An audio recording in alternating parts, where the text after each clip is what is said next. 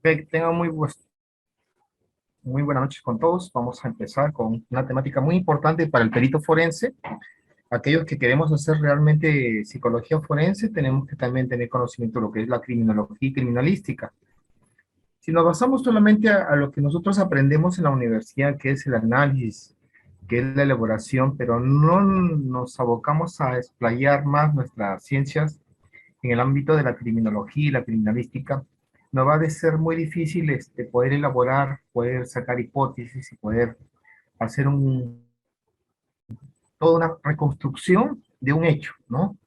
No se trata que sean los criminólogos 100%, ni criminalística, pero tenemos que tener conceptos y conocimientos acerca de ello, porque eso nos permite analizar muy bien las cosas, el modus operandi de una acción, de una conducta, ¿no? Nos podemos a pensar, ¿por qué un hombre se enamoró de una chica y cuando la chica lo dejó, por qué tuvo que estrangularla y enterrarla 22 días en su casa? ¿Por qué una persona que sabía que su esposa le sacaba la vuelta, pero él seguía enganchado ahí, terminó asesinándolo y estando desnuda, estando muerta, terminó teniendo relaciones sexuales con ella? O sea, tenemos que darnos a hacer varias hipótesis, ¿no? ¿Por qué una persona que se frustró, que es ex policía, ¿sí? Que se frustró mucho ante un conflicto de pareja, al ser descubierto de muchas cosas, terminó asesinando a su esposa y a sus dos hijos y metiéndolos en un estanque de agua, ¿no? Les estoy hablando de los casos que pasaron acá en Chiclayo, no les estoy hablando de lo que pasó en Estados Unidos, lo que pasó en Canadá, lo que pasó en Colombia, no, estoy hablando de lo que pasó acá en Chiclayo, en Perú, ¿no? Entonces, si a ustedes les piden analizar un delito, ya sea por homicidio, ya sea por delito contra la libertad sexual, o un delito netamente de violencia familiar, para llegar a la conceptualización que pide el Estado, ¿no? El Estado te pide la afectación psicológica. Hace 10 años pedían daño psíquico, pero no se podía determinar en una o en dos evaluaciones o en tres daño psíquico. Cambiaron la ley por afectación psicológica o ahora le llaman afectación psicológica, cognitiva y conductual, ¿no? A eso se llega el dictamen forense.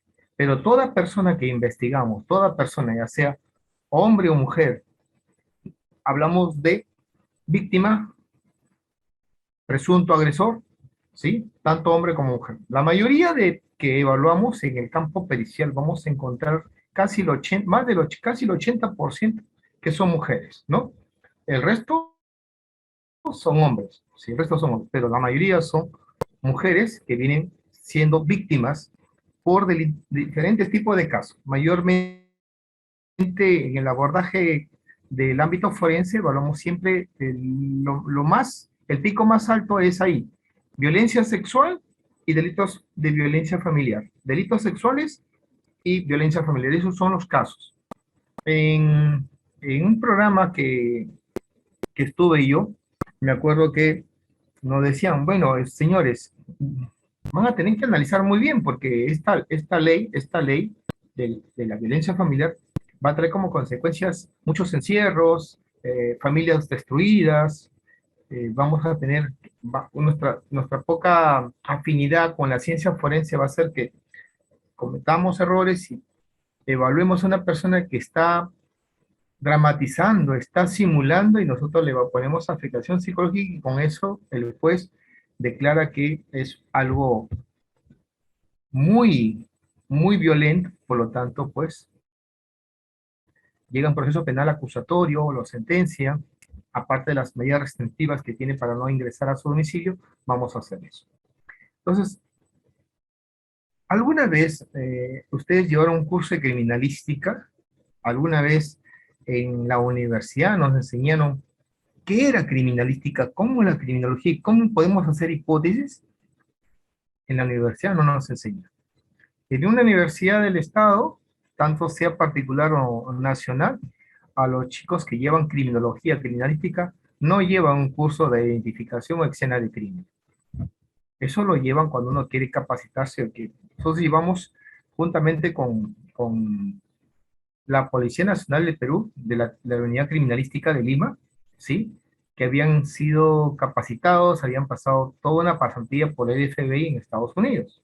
Los capacitó netamente un coronel muy hábil, con un equipo de psicólogos del área criminalística para poder nosotros decir, ustedes tienen que aprender a analizar una escena, ya sea un crimen, ya sea un homicidio, ya sea una violación, ya sea una violencia, tienen que aprender a analizar. La pregunta es, ¿solamente analizo la entrevista y las hipótesis o también tengo que ir más allá de lo contrario? Por ejemplo, ¿quién de ustedes conoce sobre delitos sexuales? ¿Alguno de ustedes ha visto un reconocimiento médico legal? Se le llama reconocimiento médico legal de integridad sexual. ¿Han visto alguna vez algún documento? Pregunto a la sala. Pueden levantar la mano y los que no. No, yo no he ¿Alguien? visto ningún delito sexual ni documento. Ya, muy bien, listo. Eh, si la persona le dice, vengo porque me violó mi primo, tiene 18 años, ¿sí? Y ustedes, ah, ya, muy bien, ya les narra todo. ¿Se conformarían solamente con su versión de que la versión que está dando es consistente, es lógica, tiene sentido, ¿sí? De los hechos, de las acciones que ella manifiesta en la entrevista? ¿O ustedes pedirían saber, conocer realmente, si está acusando por violación, pero quiero saber yo realmente qué pasó, ¿no? ¿Qué sucedió? En el ámbito forense, una persona que denuncia por delito contra la libertad sexual, hay varias modalidades. Delito contra la libertad sexual en modalidad de acto contra el pudor, ¿sí? Eh, Luego tenemos delito contra la libertad sexual propiamente dicha, donde hay una violación en sí. El delito contra la libertad sexual en modalidad de acciones o connotaciones de tipo sexual, ¿no? Exposición de pornografía, desnudos, etcétera, etcétera, que estuvo muy de moda hace 10 años, incluso hasta la actualidad y eso. Entonces, eh, para que ustedes conozcan bien el ámbito forense, que toda persona, niño, niña, desde los 6 o 8 años hasta los 14 o 15, 16 años o 20 años, que sufra un delito contra la libertad sexual, tiene que pasar un examen de integridad sexual. El examen de integridad sexual, para nosotros, si desconocemos, nos va a ser bien difícil analizar realmente qué pasó, qué ocurrió. En los delitos contra la libertad sexual encontramos en un reconocimiento médico legal toda la explicación desde que empezó hasta el final del examen. El médico le va a decir, te vamos a examinar, vamos a revisar tu cuerpo, vamos a revisar tus zonas íntimas. ¿Quieres dar el consentimiento? Sí, quiero dar el consentimiento. Muy bien. El médico empieza a escultar las zonas genitales y paragenitales. Eso también no lo sabía yo. Ojo, al inicio, no sé qué son zonas genitales y paragenitales. Entonces, para eso tenemos que saber lo que es sexología forense. Importante el conocimiento de la sexología forense porque nos permite saber qué son consideradas las zonas genitales y paragenitales. Entonces, y luego vemos ahí el dictamen, tenemos una conclusión, ¿no?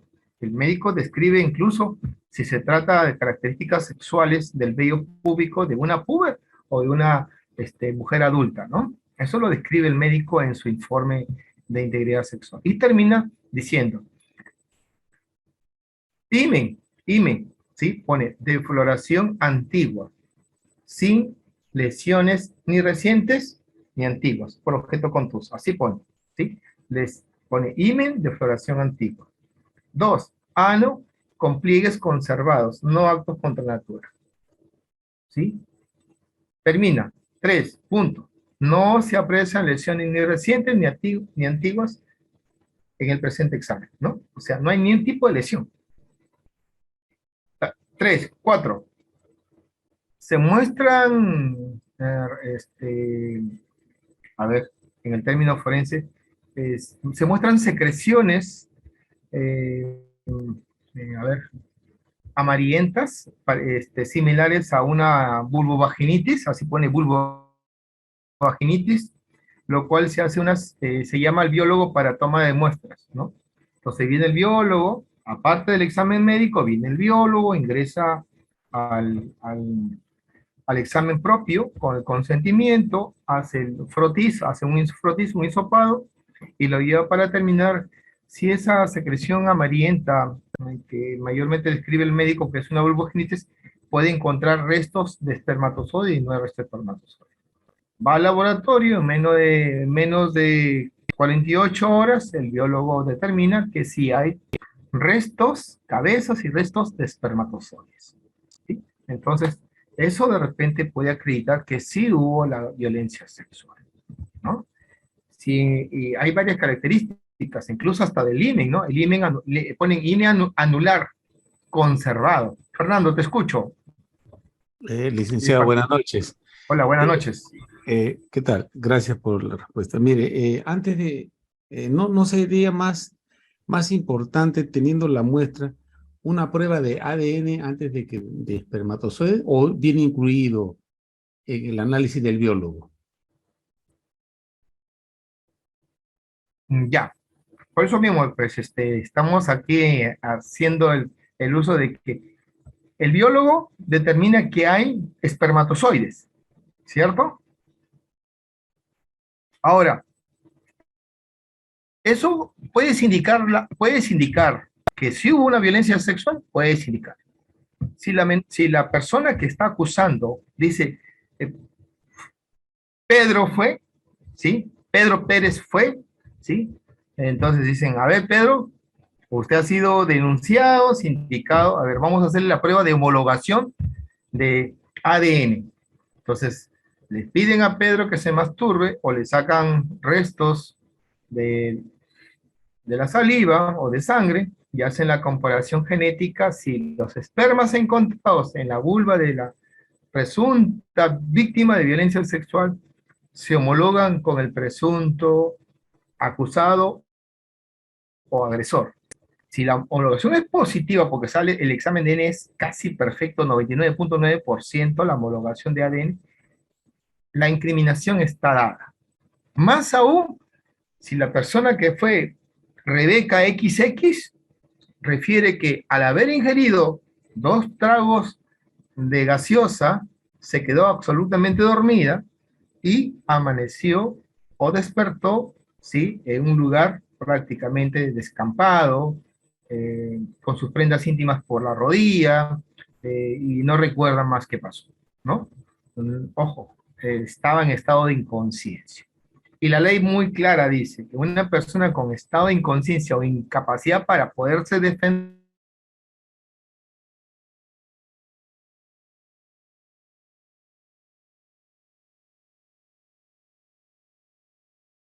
como si fuera un adolescente o una violado, ultrajado a una menor, eh, menor de 18 años, si menor de 18 años, en estado de incapacidad por haber sido drogada con benzodiazepina, lógicamente, pues es un agravante.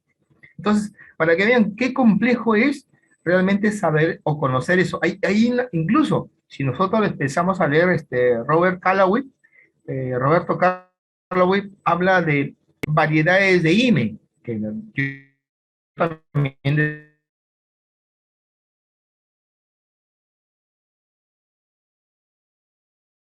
variedades de himen, pucha, imaginable, cuántos tipos de himen, pero hay himen atípicos y no atípicos, ¿no? Y eso, pues, los más atípicos, los atípicos mayormente es el himen alunar en forma de una luna, de semiluna, y el himen bilabiado o el himen que nos mayormente presentan el 40% de las mujeres a nivel de la región macro norte, y en otras regiones como en el oriente es el himen complaciente o el himen elásticado.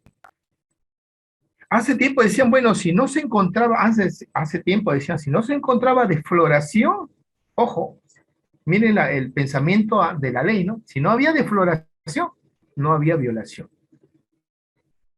¿Por qué? Porque el reconocimiento médico legal dice que el himen está intacto, pero ojo, dice complaciente. Sí, dice complaciente, pero eso no acredita pues que hubo violación, porque el himen está íntegro. Anteriormente el himen tenía que estar desflorado, tenía que tener alguna lesión para ser considerado como una violencia sexual. Antiguamente, hace más de 20 años. Hoy en día ya no. No, hoy en día ya no. Por eso, pues, que en las ciencias forenses, en el ámbito de la medicina legal, en el ámbito de las ciencias forenses, interviene, pues, el biólogo, el químico, el médico, ¿sí? Y los biólogos expertos en ADN. Todo eso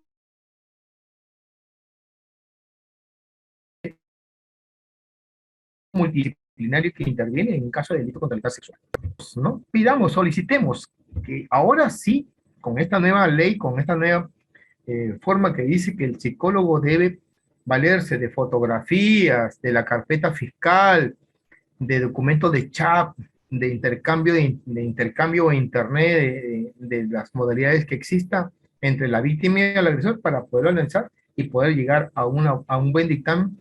Eso mayormente se sugiere. Se pide eso. Se pide eso. Voy a pasar un video, voy a compartir un video pequeño, más un video, ¿sí?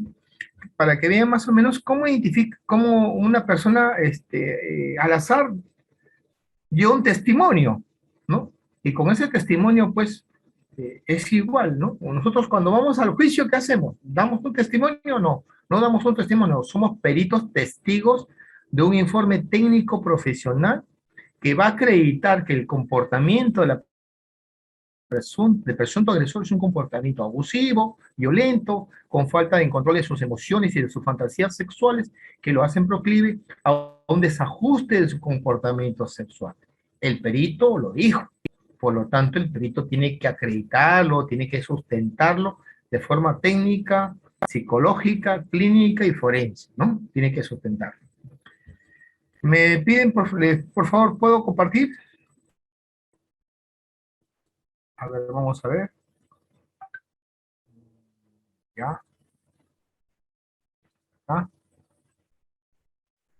Ahí.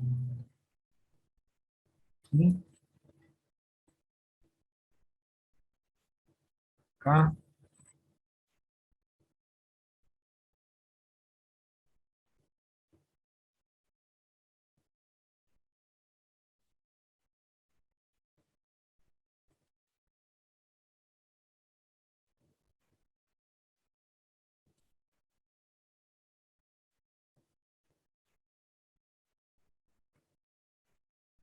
Señor fiscal, comienzo con el examen directo al testigo.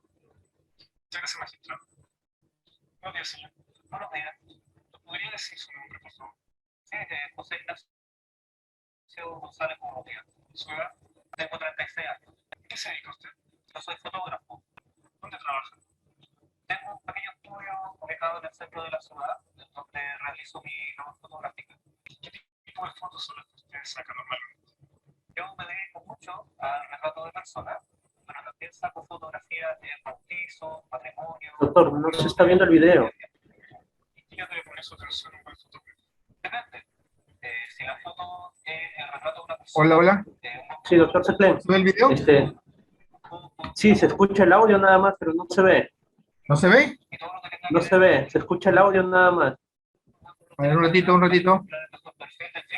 A ver. Si se trata de una fotografía de cuerpo entero, un buen fotógrafo tiene que colocar atención al detalle de la postura de esa persona, de su presencia física, cosas así. Y en uno y otro caso, hay que colocar también atención a la luminosidad, a los colores. Vamos a dejar de compartir, vamos a compartir de nuevo. ¿No se ve el video? No, doctor, no se ve, se escucha el audio nada más.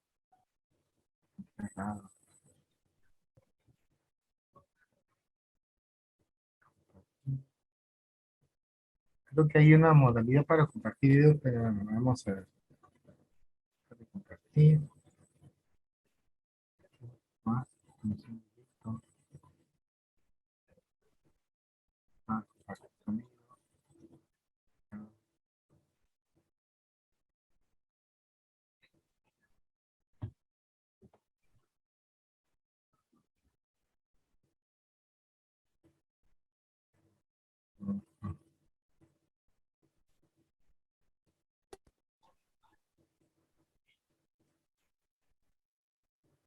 Ahí, ¿se ve? ¿Se ve el video? Señor fiscal, comienzo con el examen directo al testigo. Muchas gracias, magistrado. No se ve, doctor. Buenos días, señor. Buenos días. ¿Nos podría decir su nombre, por favor? Sí, José Ignacio González Urrutia. ¿Su edad? Tengo 36 años. ¿De qué se dedica usted? Yo soy fotógrafo. ¿Por qué trabaja? Tengo un pequeño estudio ubicado en el centro de la ciudad. Tiene que compartir la pantalla del video. Yo me dedico mucho al retrato de Doctor, creo que primero tiene que abrir el video y después en compartir pantalla, compartir la ventana donde aparece la ventana del video. la foto es el retrato de una persona. Un buen fotógrafo tiene que colocar atención al detalle de los ojos, la boca, la nariz, la forma de su mandíbula y todo lo que tenga que ver con los rasgos faciales o los ángulos de la cara para encontrar el mejor perfil del cliente. Si se trata de una fotografía de cuerpo entero, un buen fotógrafo tiene que colocar atención al detalle de la postura. Me sale que no puedo compartir video. Cosas así. Y en otro caso, hay que colocar también atención a la luminosidad, a los colores.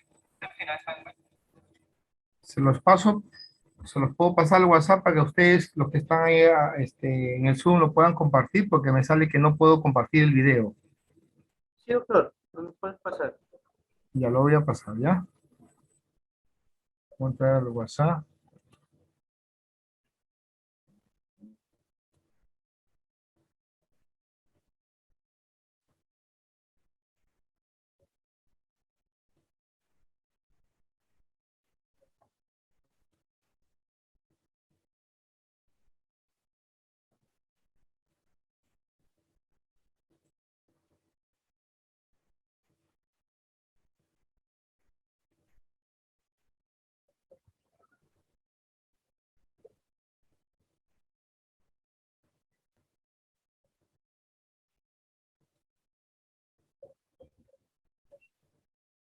¿Le llegó o no?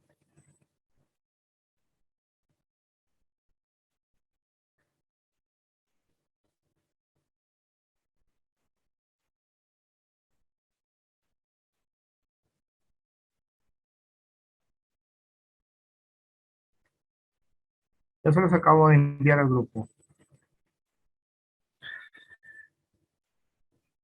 A ver si ustedes lo pueden compartir mejor. Sí, doctor, a ver, ahorita lo descargamos. Ya.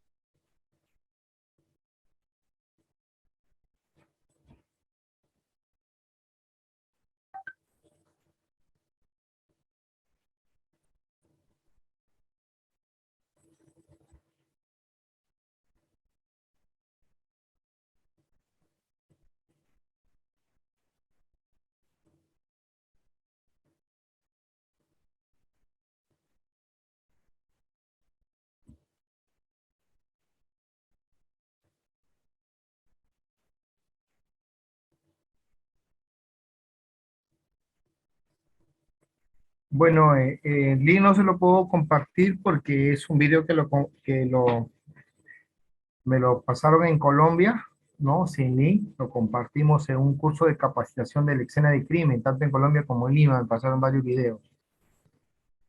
Tengo otros, me imagino que no van a poder porque son videos que los tengo en carpeta. No es tan, o sea, no tiene link, ¿no? Si no le hubiese mandado el link de frente, ¿no? Pero no hay link.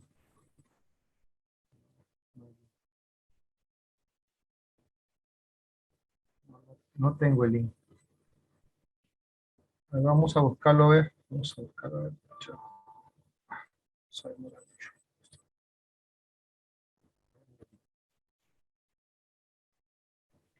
A ver, doctor, voy a intentar compartir. Ya. Me avisan si se ven ya, por favor.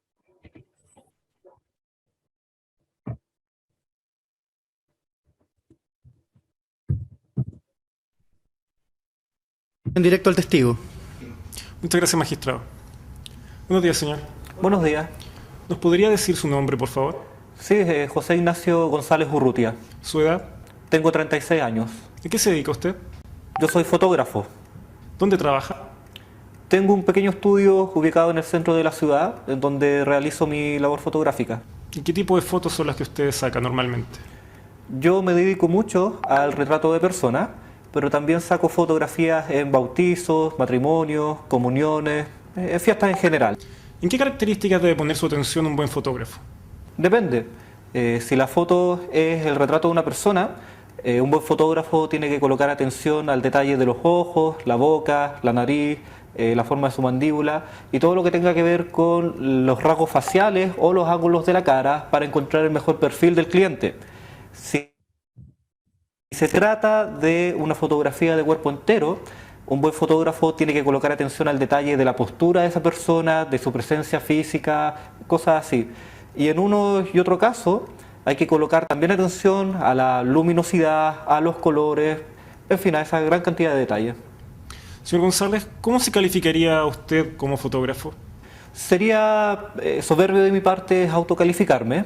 Lo único que yo sé es que las personas a las cuales yo fotografío me felicitan, me vuelven a llamar para que le hagan más trabajos, me recomiendan a amigos o familiares y quedan bastante contentos con mi trabajo.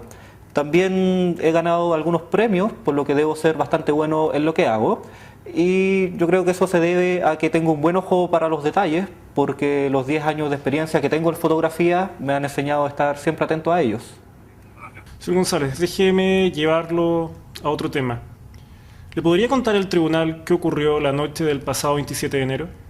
Sí, yo esa noche me encontraba en el almacén Aguas Claras y había sido una larga jornada de trabajo y yo solamente quería relajarme, por lo que pasé a comprar una botella de vino y una carne.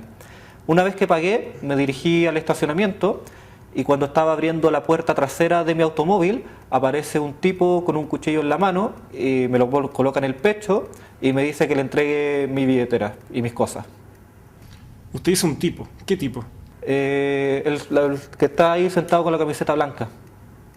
Su señoría, que conste en el registro que el testigo ha indicado al acusado. Se deja constancia en el registro que el testigo ha indicado al acusado. Continúe, señor fiscal. Señor González, entonces, esta persona llega, le pone el cuchillo en el pecho y le pide que le entregue sus cosas. ¿Usted qué hizo en ese momento? Bueno, yo al principio no reaccioné, solamente me quedé mirando fijamente a ese tipo y él baja el cuchillo desde mi pecho hasta mi entrepierna y me dice que me iba a matar si es que no le entregaba las cosas. Entonces yo al ver que la situación era seria y que este tipo estaba dispuesto a todo, me saco la billetera y se la entrego. ¿Y qué tenía usted en la billetera? Tenía tarjetas de crédito, tenía documentación personal, algún dinero del día. Y después que le entrega la billetera, ¿qué sucede? También me saqué el reloj y se lo di. ¿Recuerda usted aproximadamente qué hora era cuando ocurrió todo esto? Sí, eran las 9:03 de la noche.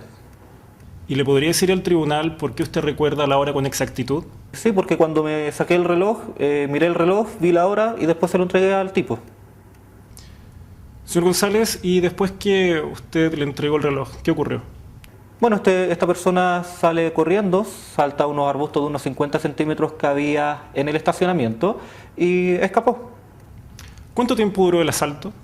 Alrededor de 1 minuto, no más que eso. Señor González, déjeme llevar al otro tema. ¿Cómo era la iluminación del lugar? Era excelente. Tenía la iluminación que provenía tanto del interior del almacén como la que provenía del exterior por los avisos publicitarios. ¿Y había alguna otra fuente de iluminación? Sí, había postes de luz cada 3 espacios de estacionamiento y 5 de los 8 autos cercanos al mío eran de color blanco, lo que definitivamente hicieron que la luminosidad fuera mayor, producto del efecto reflectante. ¿Cuál era su estado anímico? Estaba un poco asustado, pero atento a todos los detalles para poder ayudar a la policía a encontrar a este sujeto, y yo sabía que mi descripción era vital. Y una vez que el sujeto escapa, ¿qué sucedió? Bueno, yo ingresé al almacén, pedí que me prestaran el teléfono, llamé a la policía, les dije que recién me habían asaltado y les di una descripción del tipo. ¿Y le dijo algo la policía a usted? Me dijo que mantuviera la calma, que una patrulla ya iba en camino al estacionamiento, y yo también escuché cómo se comunicaban con otras patrullas del sector, entregándole la descripción que yo había dado. Y al poco momento llegó la patrulla al estacionamiento que me dijeron que iba a llegar. ¿Y qué pasó? Habrán transcurrido entre 10 a 15 minutos, dentro de los cuales el policía que me estaba tomando la declaración recibe una llamada de la central y le dicen que a unas 10 cuadras del almacén, en una plaza, habían detenido a una persona con las características que yo le había dado y que me subiera a la patrulla para ir a reconocerlo. ¿Y qué ocurrió?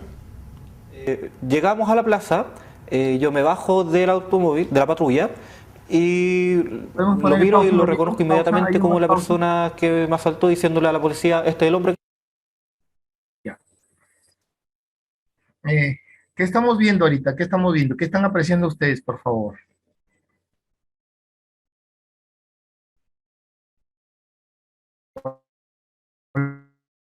¿Ah? ¿Qué estamos presenciando? ¿Qué estamos viendo? Estamos viendo cómo una persona testiga está dando información, descripción de un hecho de un robo agravado, ¿cierto? Un testimonio, exactamente, muy bien, están dando un testimonio. ¿Les parece muy confiable la fuente? ¿Lo ven muy seguro la persona que está dando la información? ¿Quién levanta la mano? Muy bien. Listo. A ver, te escucho César Rentería y luego Fernando.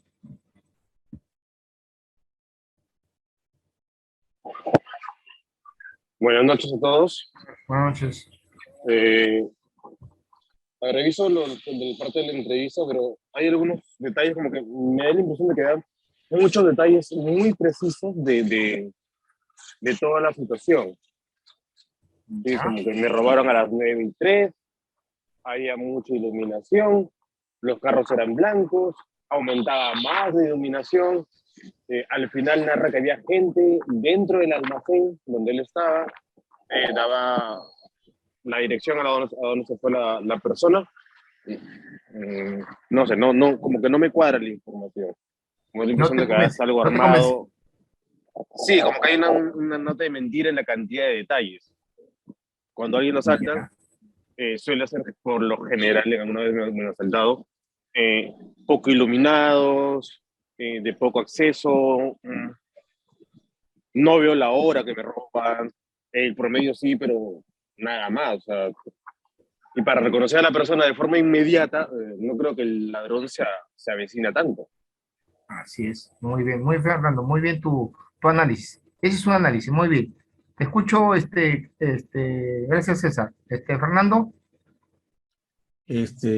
Licenciado, más que nada en la respuesta del imputado, pienso que la persona que hace una entrevista muy cerrada. O sea, es una entrevista muy guiada. Debió hacer una entrevista más semiestructurada, más libre, más narrativa. Porque el testigo solamente responde lo que le pregunta el interrogado, pero debería ser con sus propias palabras, ¿no? O sea, que cuente lo sucedido, ¿no? Y en algún momento de repente interrumpir para decir si la persona en mención está al frente de usted, ¿no? Y yo lo veía muy cerrado. Entonces, y con respecto a las respuestas del testigo parece muy como si fuera un guión, tiene las respuestas ya precisas. No sale del encuadre de las preguntas. Eso es lo que le puedo opinar. Listo. Sí, está bien. Está bien el análisis, exactamente. Es que tenemos que saber que la persona que está entrevistándolo, las preguntas cerradas mayormente las formulan los fiscales, ¿no? Los fiscales, los jueces, que hacen preguntas cerradas. ¿No? Es ahí el detalle muy diferente a la entrevista semiestructurada, abierta, que hacemos nosotros como psicólogos del ámbito clínico forense. Muy bien, ¿podemos terminar el video para ver en qué termina todo esto? Por favor, ¿pueden continuar con el video? Claro, doctor, ahorita.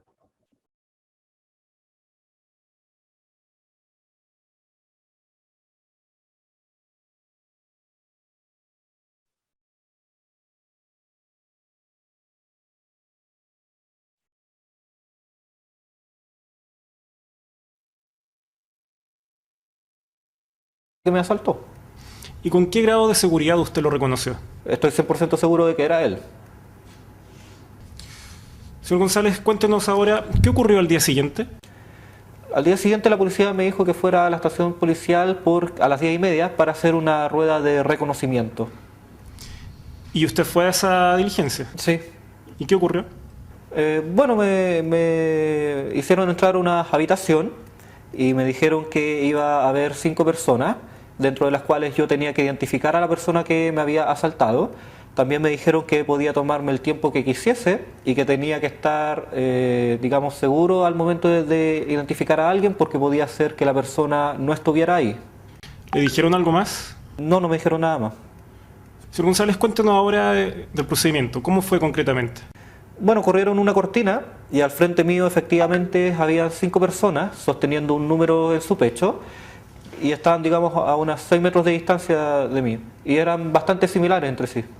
¿Similares en qué? En su estatura, en el color y corte de pelo, en la vestimenta, estaban vestidos con jeans, con una camiseta clara, en sus rasgos faciales también eran similares. ¿Y qué fue lo que sucedió? Bueno, reconocí al número 2 como la persona que me había asaltado. ¿Y quién era esa persona? El que está con la camiseta blanca ahí. Su señoría, que consta en el registro que el testigo nuevamente se ha referido al acusado. Nuevamente se deja constancia en el registro que el testigo ha indicado al acusado. Continúe, señor fiscal. Muchas gracias, magistrado. Señor González, ¿cuánto tiempo le tomó hacer este reconocimiento? Unos 10 segundos, no más que eso. ¿Con qué grado de certeza usted realizó este reconocimiento? 100% de seguridad de que esa fue la persona que me había asaltado la noche anterior. Muchas gracias, señor González. No más preguntas a su señoría. Señor defensor, puede comenzar con el contraexamen al testigo. Gracias, magistrado. Señor González, buenos días. Buenos días. Usted acaba de decir en el examen directo que usted sabía que su descripción del imputado era vital para resolver este caso, ¿no es así? Efectivamente. Y de hecho nos ha demostrado un manejo de los detalles casi perfecto, recordando cómo era donde ocurrió el delito, recordando la cantidad de autos que existían en el lugar, entre otras cosas, ¿no es verdad? Sí, como le dije al fiscal, soy fotógrafo y tengo una gran capacidad para recordar detalles. Señor González, cuando usted llamó a la policía, usted le dio una descripción de quién lo había asaltado, ¿es eso correcto? Así es. ¿Usted podría repetirle al tribunal cuál fue esa descripción que usted le dio a la policía? Sí, yo le dije a la policía que me había asaltado un hombre de tez blanca, cabeza grande y una camiseta clara. A ver, señor González, déjeme ver si lo entiendo. Usted recordó un sinnúmero de detalles acerca del lugar en donde usted fue asaltado, pero respecto de la persona a quien lo asaltó, usted únicamente mencionó cabeza grande, tez blanca, camiseta clara. Sí, eso fue lo que vi. Entiendo. Señor González, usted mencionó también de que todo esto ocurrió en menos de 1 minuto, ¿no es verdad? Exactamente. Y nos dijo que el asaltante tenía un cuchillo. Así es. Y durante el asalto, usted estaba viendo ese cuchillo, ¿no es verdad? Miraba tanto al hombre como al cuchillo. Entiendo, señor González, que usted le dio a la policía una descripción del cuchillo con el cual usted fue asaltado. Sí. ¿Podría usted repetir al tribunal esa descripción, por favor? Sí, dije que tenía un cuchillo de acero inoxidable, filo cerrado, mango de madera y que medía alrededor de 23 centímetros. Entiendo, pero cuando usted le dio a la policía la descripción de la persona que lo había asaltado, usted solo mencionó hombre de tez blanca, cabeza grande, camiseta clara. Sí, pero estoy 100% seguro que fue su cliente quien me asaltó. Vamos a otro tema, señor González. Al poco tiempo de que usted había realizado la denuncia, encontrándose con la policía, uno de estos oficiales recibió un llamado telefónico de la central en donde se le informaba que cerca del lugar habían detenido a un sujeto, ¿no es verdad? Sí, como a unas 10 calles del almacén. Entiendo. Y cuando usted se subió al auto policial con los policías para dirigirse hacia donde estaba esta persona detenida, usted probablemente pensó que esta persona era quien lo había asaltado, ¿no es verdad? Por supuesto que pensé que quizás era él, porque digamos la distancia era poco y también era poco el tiempo que había transcurrido. Entiendo. En su examen directo, usted señaló que vio a mi cliente detenido por la policía, ¿no es verdad? Así es. Y esto usted lo vio desde la patrulla. Sí. ¿Y mi cliente estaba esposado? Sí. ¿Había más gente alrededor del detenido? Sí, había un policía acá al lado sujetándolo de los brazos. Mientras usted veía desde la patrulla todo esto que ocurría, usted no dijo en ese momento, esa es la persona que me asaltó, ¿no es verdad? No, eso lo dije cuando me bajé y me acerqué al sujeto y ahí le dije a la policía, este fue la persona que me asaltó. Ahora, señor González, déjeme ver si lo entiendo bien. Mientras usted estaba en la patrulla, a 6 metros de esta persona, usted no tuvo la confianza para decir que esa persona era quien lo había asaltado y se tuvo que bajar para verlo de más cerca. O sea, me bajé, lo vi de cerca y le dije a la policía, esta es la persona que me asaltó. ¿Y qué lo llevó a reconocerlo cuando usted lo vio de cerca? Bueno, hubo ciertos aspectos específicos que se me quedaron, como su delgadez, su estatura, su postura erguida. Entiendo. Ahora, al día siguiente, en la rueda de preso, nuevamente a una distancia de 6 metros, usted reconoció a mi cliente en menos de 10 segundos, ¿no es verdad? Sí, así fue. ¿Por qué lo reconoció en esta segunda oportunidad? Bueno, como le dije, a partir de estos aspectos específicos, la estatura, la delgadez, la postura erguida, me fue, digamos, fácil identificarlos en la rueda de reconocimiento. Ahora, señor González, ¿no es cierto que cuando usted llamó a la policía, inmediatamente después de haber sido asaltado, usted no mencionó nada respecto ni de postura, ni de contextura física, respecto de la descripción del asaltante? Bueno, pero entiéndame, o sea, recién me habían atacado con un cuchillo, todavía estaba afectado con la situación, la policía también estaba apresurada para atraparlo. Lo entiendo, señor González, pero usted no ha contestado a mi pregunta. Mi pregunta es si cuando usted por primera vez llama a la policía y le piden una descripción de quién lo asaltó, usted mencionó alguno de estos otros factores. No, no lo hice, pero fue él. No hay más preguntas, magistrado.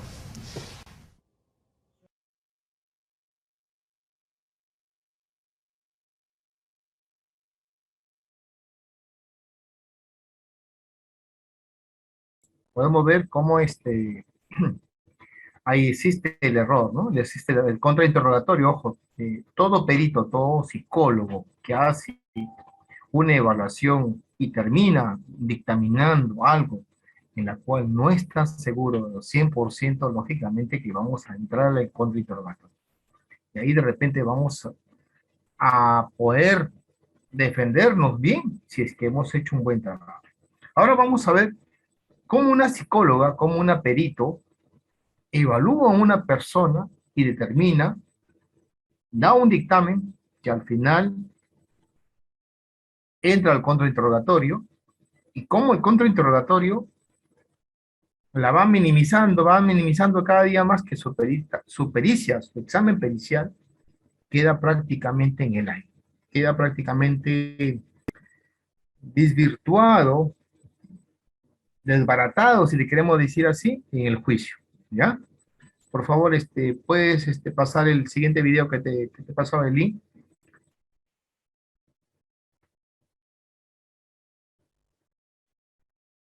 Esto es para que vean cómo se hace un análisis, ¿no? Vamos a ver, siempre hay que hacer un análisis minucioso, acucioso, pidiendo siempre sugerencias, haciendo hipótesis para poder llegar a la verdad. Como he dicho, el examen pericial es para la verdad legal. No es un examen que nos pida el fiscal para él. El examen va a ser para llegar a la verdad. Si hay, se coloca la afectación. Si no hay afectación, colocamos lo que no hay. Si hay un nivel de depresión, estado asociado a un evento que no tiene nada que ver con el proceso de investigación, lo colocamos. No necesariamente nadie nos obliga, nos amenaza a que toda persona que es víctima, sí es víctima. Toda persona que es agresor es un agresor. Ese, en el ámbito forense nos dice lo contrario. La víctima es víctima siempre acredite y demuestre realmente que es una víctima. El agresor es un presunto agresor, presunto inculpado, hasta que no se demuestre en juicio. Eso tenemos que determinar muy bien, ¿no? ¿No? Por ahí un colega colocó, por ejemplo, menor XX pasa una reacción situacional ansiosa asociado a un evento de trauma sexual, de trauma sexual, identificando al agresor como la pareja de su madre. Pucha, o sea que es un dictamen espectacular, ¿no? Ojo, nosotros no podemos incriminar en un peritaje, no podemos incriminar, ¿sí? Si incriminamos a una persona en nuestro dictamen, podemos ganarnos problemas después. ¿Está listo el video, por favor, para poderlo proyectar? Armando, creo que lo tienes tú.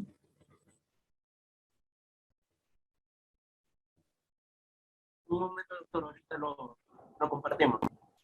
¿Ya listo?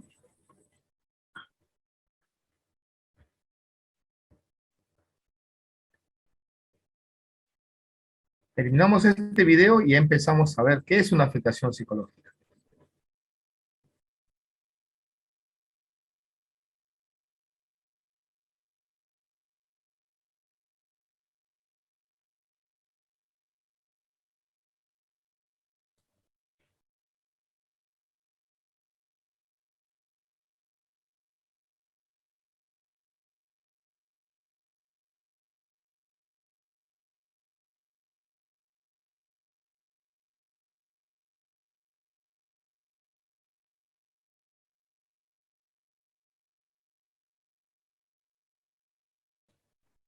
Dice, los errores en la metodología del dictamen de un perito. Es el video. Señor defensor, proceda con el examen directo a la perito. Muchas gracias, magistrado. Señora Guajardo, buenos días. Buenos días. ¿Podría indicarle al tribunal cuál es su profesión? Soy psicóloga clínica y forense. ¿Dónde cursó sus estudios universitarios? En la Universidad de los Andes. ¿En qué años cursó sus estudios universitarios? En el periodo de 1999 a 2003. ¿Tiene usted cursos de posgrado o cursos de perfeccionamiento? Sí, tengo un magíster en psicología clínica en la misma Universidad de los Andes. ¿Y cuándo realizó esos cursos o ese posgrado? Del año 2006 al 2009. Perfecto. Señora Guajardo, ¿dónde se ha desempeñado usted en términos laborales? Bueno, yo he trabajado en dos hospitales, en el Hospital Dr. Cruz y en el Hospital San Felipe. ¿Y cuáles han sido sus funciones en esos hospitales? En el Hospital Dr. Cruz yo realizaba psicodiagnóstico y psicoterapia de adultos, adolescentes y niños, y en el Hospital San Felipe trabajaba en el servicio de psicología, también realizando psicodiagnóstico y psicoterapia para los pacientes tanto internos como externos del hospital. ¿Y cuántos años se desempeñó en esos lugares? Por un periodo de 4 o 5 años. Señora Guajardo, ¿se ha desempeñado usted de manera privada en el ejercicio de su profesión? Sí, desde el año 2006 yo tengo mi consulta clínica privada y desde el año 2009 además soy perito oficial de los tribunales de justicia. Y a partir de que es perito oficial, ¿usted cuántos peritajes ha desarrollado? Mire, yo le diría que estimativamente unos 30, pero no recuerdo la cifra exacta. De acuerdo. Señora Guajardo, ¿por qué usted realizó este peritaje psicológico? Este peritaje fue solicitado por la defensa de Juan Pablo y la autoridad judicial a solicitud de la defensa me designó como perito oficial para hacer una evaluación psicológica y emitir un informe pericial en este caso. ¿Y cuál era el objetivo de la realización de este informe, de esta pericia psicológica? El objetivo de la evaluación era medir algunos aspectos de la personalidad y aspectos cognitivos de Juan Pablo que pudieran ser relacionados con su conducta el día de ocurrencia de los hechos. ¿Cuál fue la metodología que usted ocupó para realizar esta evaluación? Para realizar la evaluación se utilizaron 2 entrevistas y una batería de test psicológicos compuesta por el test de relaciones objetales de Philipson, el inventario de personalidad de Minnesota y el test de inteligencia VICE, entre otros instrumentos. ¿Y dónde usted realizó estas entrevistas y efectuó las evaluaciones? Las evaluaciones fueron realizadas en la cárcel de máxima seguridad, se realizaron los días 10, 11, 12 y 14 de junio del año 2010 por un periodo de 4 sesiones con una duración total de 12 horas. Señora Guajardo, ¿cuáles fueron las conclusiones de su informe? A partir del procedimiento utilizado, yo pude determinar que existió relación directa entre el consumo de alcohol y la conducta mostrada por Juan Pablo el día de los hechos.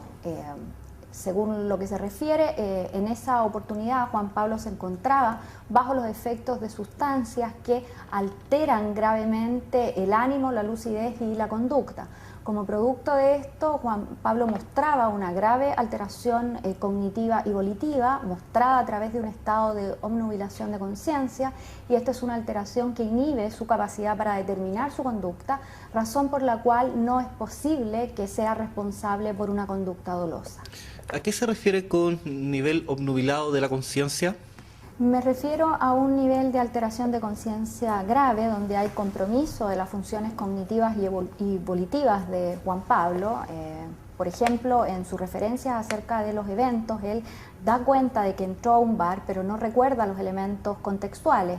Inmediatamente yo me doy cuenta que se está mostrando una alteración de memoria de tipo lagunar, que está directamente relacionada con el consumo, la ingesta alcohólica, y que es responsable de que él no recuerde estos eventos. A propósito del tema del alcohol, ¿cuál es la conducta de alcohol que presenta Juan Pablo?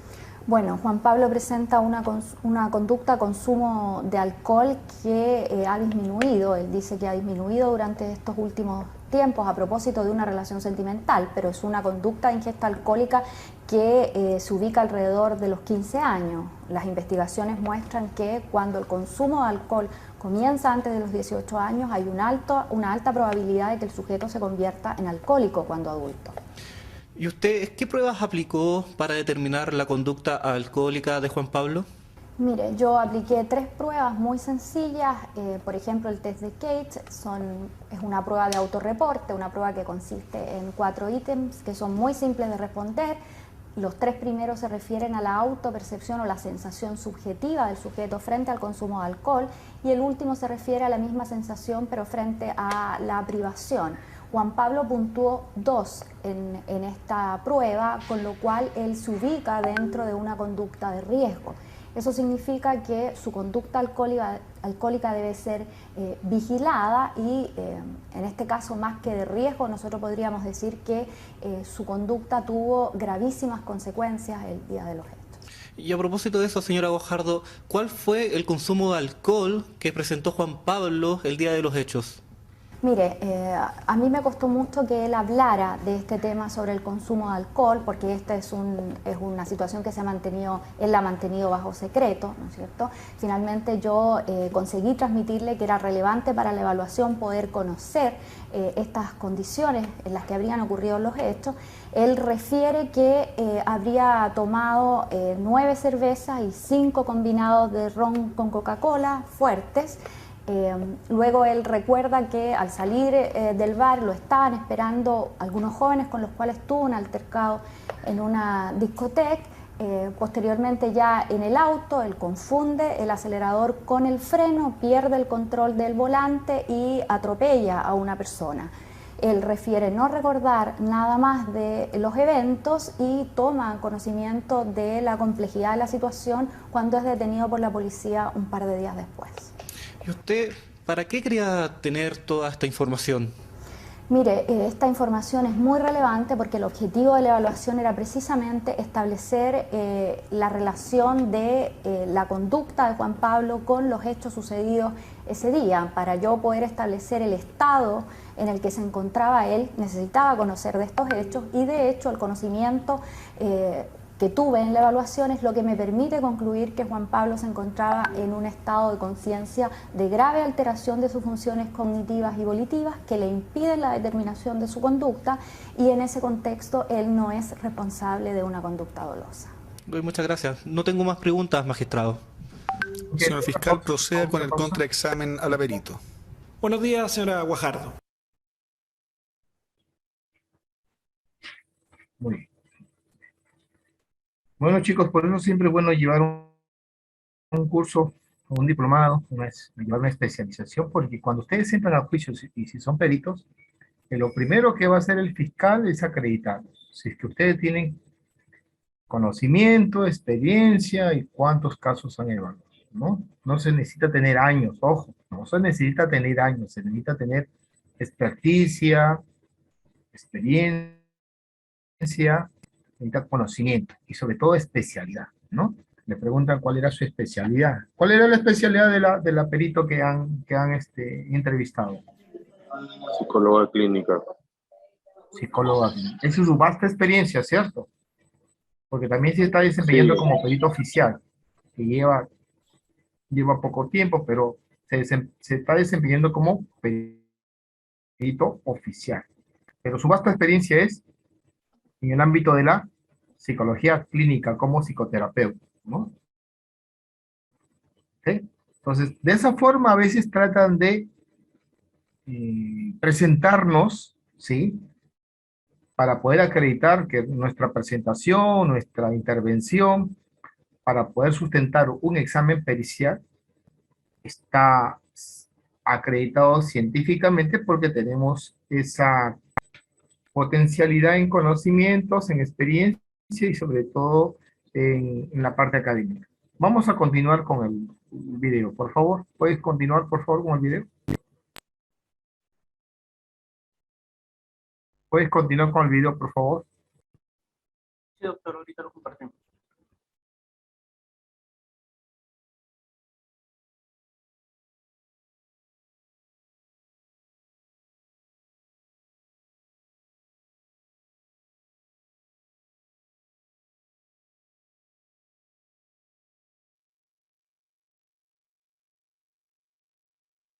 Buenos días. Usted en su examen directo señaló que aplicó una batería de test, en este caso para realizar su evaluación, ¿no es verdad? Así es.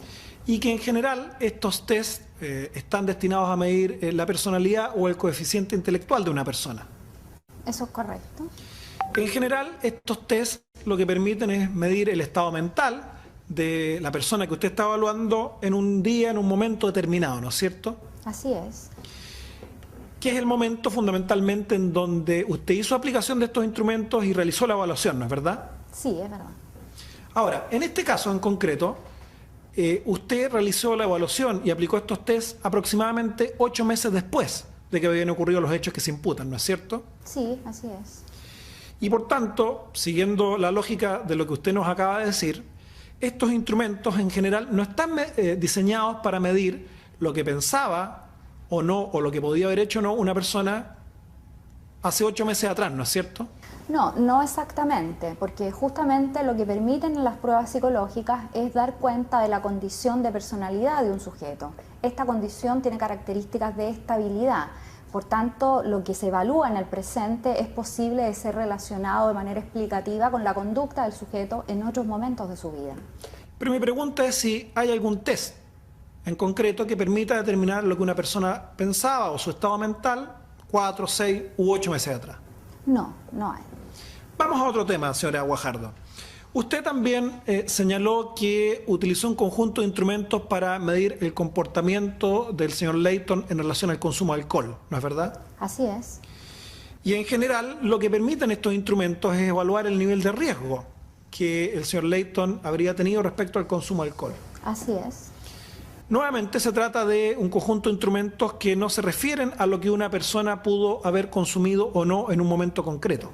Son instrumentos que permiten evaluar cuál es la disposición del sujeto hacia el consumo. Esa disposición se integra en la personalidad con carácter de estabilidad, por lo cual también es posible explicar desde ahí la conducta general del sujeto. Exacto. Y me pregunta si los test permiten determinar cuánto una persona pudo haber consumido en un momento determinado, un día determinado. No. Y de hecho, para poder realizar su peritaje, usted tuvo que recurrir a la carpeta investigativa, ¿no es verdad? Así es, la carpeta fue proporcionada por el fiscal de la causa y es revisada de acuerdo a los estándares de este tipo de evaluación. Y en esa carpeta investigativa no existe ninguna alcoholemia que se haya practicado al señor Layton para medir el grado de alcohol que tenía el día en que ocurrieron los hechos, ¿no es verdad? No, no existe. Tampoco existe en esa carpeta ningún examen de sangre que se haya practicado el día que ocurrieron los hechos en donde se midiera el nivel de alcohol que tenía en su sangre, ¿no es verdad? No, no existía tampoco. Y usted tampoco, de hecho, practicó ningún test científico o médico destinado a medir cómo el señor Layton se comporta o reacciona frente al consumo de alcohol, ¿no es verdad? O sea, yo apliqué los test que están descritos en la metodología. Pero según usted nos dijo, estos test fundamentalmente tienen por objeto evaluar el nivel de riesgo frente al consumo de alcohol, ¿no es cierto? Así es. Porque usted no practicó ningún test que mida, déjeme decirlo así, la reacción fisiológica o la resistencia que tiene el señor Layton respecto al consumo concreto de alcohol, ¿no es verdad? No, no aplico ese tipo de test. Porque ese tipo de test suponen una formación distinta, ¿no es verdad? Supongo. Usted no es toxicóloga, ¿no es cierto? No. Tampoco es farmacóloga, ¿no es verdad? No, y yo no he dicho que lo sea, y en ninguna parte de mi informe aparecen esos elementos. Y yo no afirmo que usted lo sea, le pregunto si lo es simplemente. Tampoco es química, ¿no es verdad? No, tampoco. Ni tampoco es médico, permítame la redundancia. No, tampoco soy médico. Déjeme ahora ir a la entrevista que usted tuvo con el señor Layton. Usted en esa entrevista, lo sabemos porque ni lo mencionó en el examen directo, ni está mencionado en su informe, usted no sabe, ni él le informó acerca de la cantidad de alimentos que él había ingerido o consumido esa noche, ¿no es verdad? No, no sabía. Ni tampoco sabe o tiene información, por ejemplo, respecto de cuántas veces él fue al baño durante el transcurso de esa noche, ¿no es verdad? No. Ni tampoco sabemos con precisión a qué hora en concreto él comenzó a tomar alcohol esa noche y a qué hora en concreto específica él terminó de tomar alcohol esa noche, ¿no es verdad? No, no sé. Ni tampoco usted estaría en condiciones de decirnos hoy día cuál era la gradación alcohólica que tenían los distintos líquidos que él consumió esa noche, ¿no es verdad? No, yo solo sé lo que él me refirió respecto de lo que consumió. En consecuencia, su principal fuente de información respecto al consumo de alcohol que tuvo esa noche fue el propio Juan Pablo Layton en la entrevista que usted realizó con él, ¿no es verdad? Por supuesto. Y esta entrevista, usted nos dijo, fue realizada aproximadamente 8 meses después de que ocurrieron los hechos que hoy día se imputan. Así es. Y esto, además, en un contexto en el que usted señaló en su examen directo, el señor Layton, déjeme ver, aquí anoté textual, tenía una alteración grave de la memoria, usted afirmó. Tenía lagunas en su memoria, teniendo, cierto, también una percepción alterada de la realidad, de cómo ocurrieron los hechos, ¿no es verdad? Esas son las conclusiones de mi informe, así es. Y ahí es donde Juan Pablo le dice a usted que él esa noche consumió 9 cervezas y 5 combinados de ron con Coca-Cola. Así es. Déjeme avanzar a otro tema, señora Guajardo. Usted señaló que en sus estudios de pregrado estudió en la Universidad de los Andes y obtuvo la licenciatura de Psicología, ¿no es verdad? Así es. Esta se trata de una licenciatura de carácter general que no asigna especialidad, ¿no es verdad? Sí, así es. Y de hecho usted con posterioridad siguió estudios de posgrado en la misma Universidad de los Andes en donde obtuvo un magíster en Psicología Clínica. Sí, eso es correcto. En consecuencia, sería justo afirmar que su especialidad desde el punto de vista de su formación formal es en Psicología Clínica, ¿no es verdad? Así es. Y de hecho usted en el examen directo nos dijo que a partir prácticamente desde que se licenció en Psicología, usted ha tenido una práctica profesional intensa, tanto en hospitales públicos como en clínicas privadas, ¿no es verdad? Así es. ¿No es cierto que esa práctica profesional ha sido centralmente en psicología clínica? En el área del psicodiagnóstico y la psicoterapia, sí. Por tanto, su experiencia profesional más vasta y principal es en psicología clínica. Podría decirse. No más preguntas, señor magistrado. Muy bien. Terminamos. Oye, ¿qué les pareció? Interesante, ¿no? Interesante porque realmente cuando no estamos muy bien preparados, ¿no? Muy bien preparados podemos cometer errores, ¿no? Cometer errores. ¿Cuál fue el error ahí? A ver, ¿quién quiere participar? ¿Cuál fue el error? ¿Qué errores han visto en la psicóloga que ha hecho un dictamen después de 8 meses a Juan Pablo, que ingirió, ¿sí? Cuatro vasos o 5 vasos de cerveza con 5 combinados de ron con Coca-Cola, ¿no? Licenciado, Dígame. para determinar un diagnóstico se tiene que basar en datos históricos. O sea, la psicóloga lo primero que tuvo que haber tenido en sus manos la copia de la historia clínica, porque a veces para considerarse inimputable consume bastante alcohol, ¿no? Para desvirtuar la acusación, pero para ser alcohólico tiene que haber tenido ya antecedentes médicos y un diagnóstico por un psiquiatra. Y es más un tratamiento, ¿no?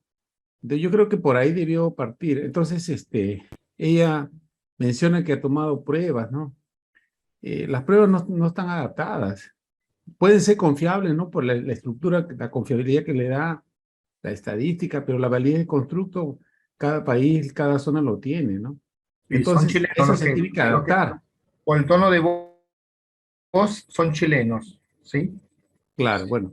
Entonces, pienso de que le faltó manejar más sus respuestas a la psicóloga. Ahora, el hecho de que no haya tenido posgrados en forense, también el fiscal la trata de desvirtuar, ¿no? Entonces ella no sabe cómo responder a ese cuestionamiento. Eso es lo que puedo apreciar.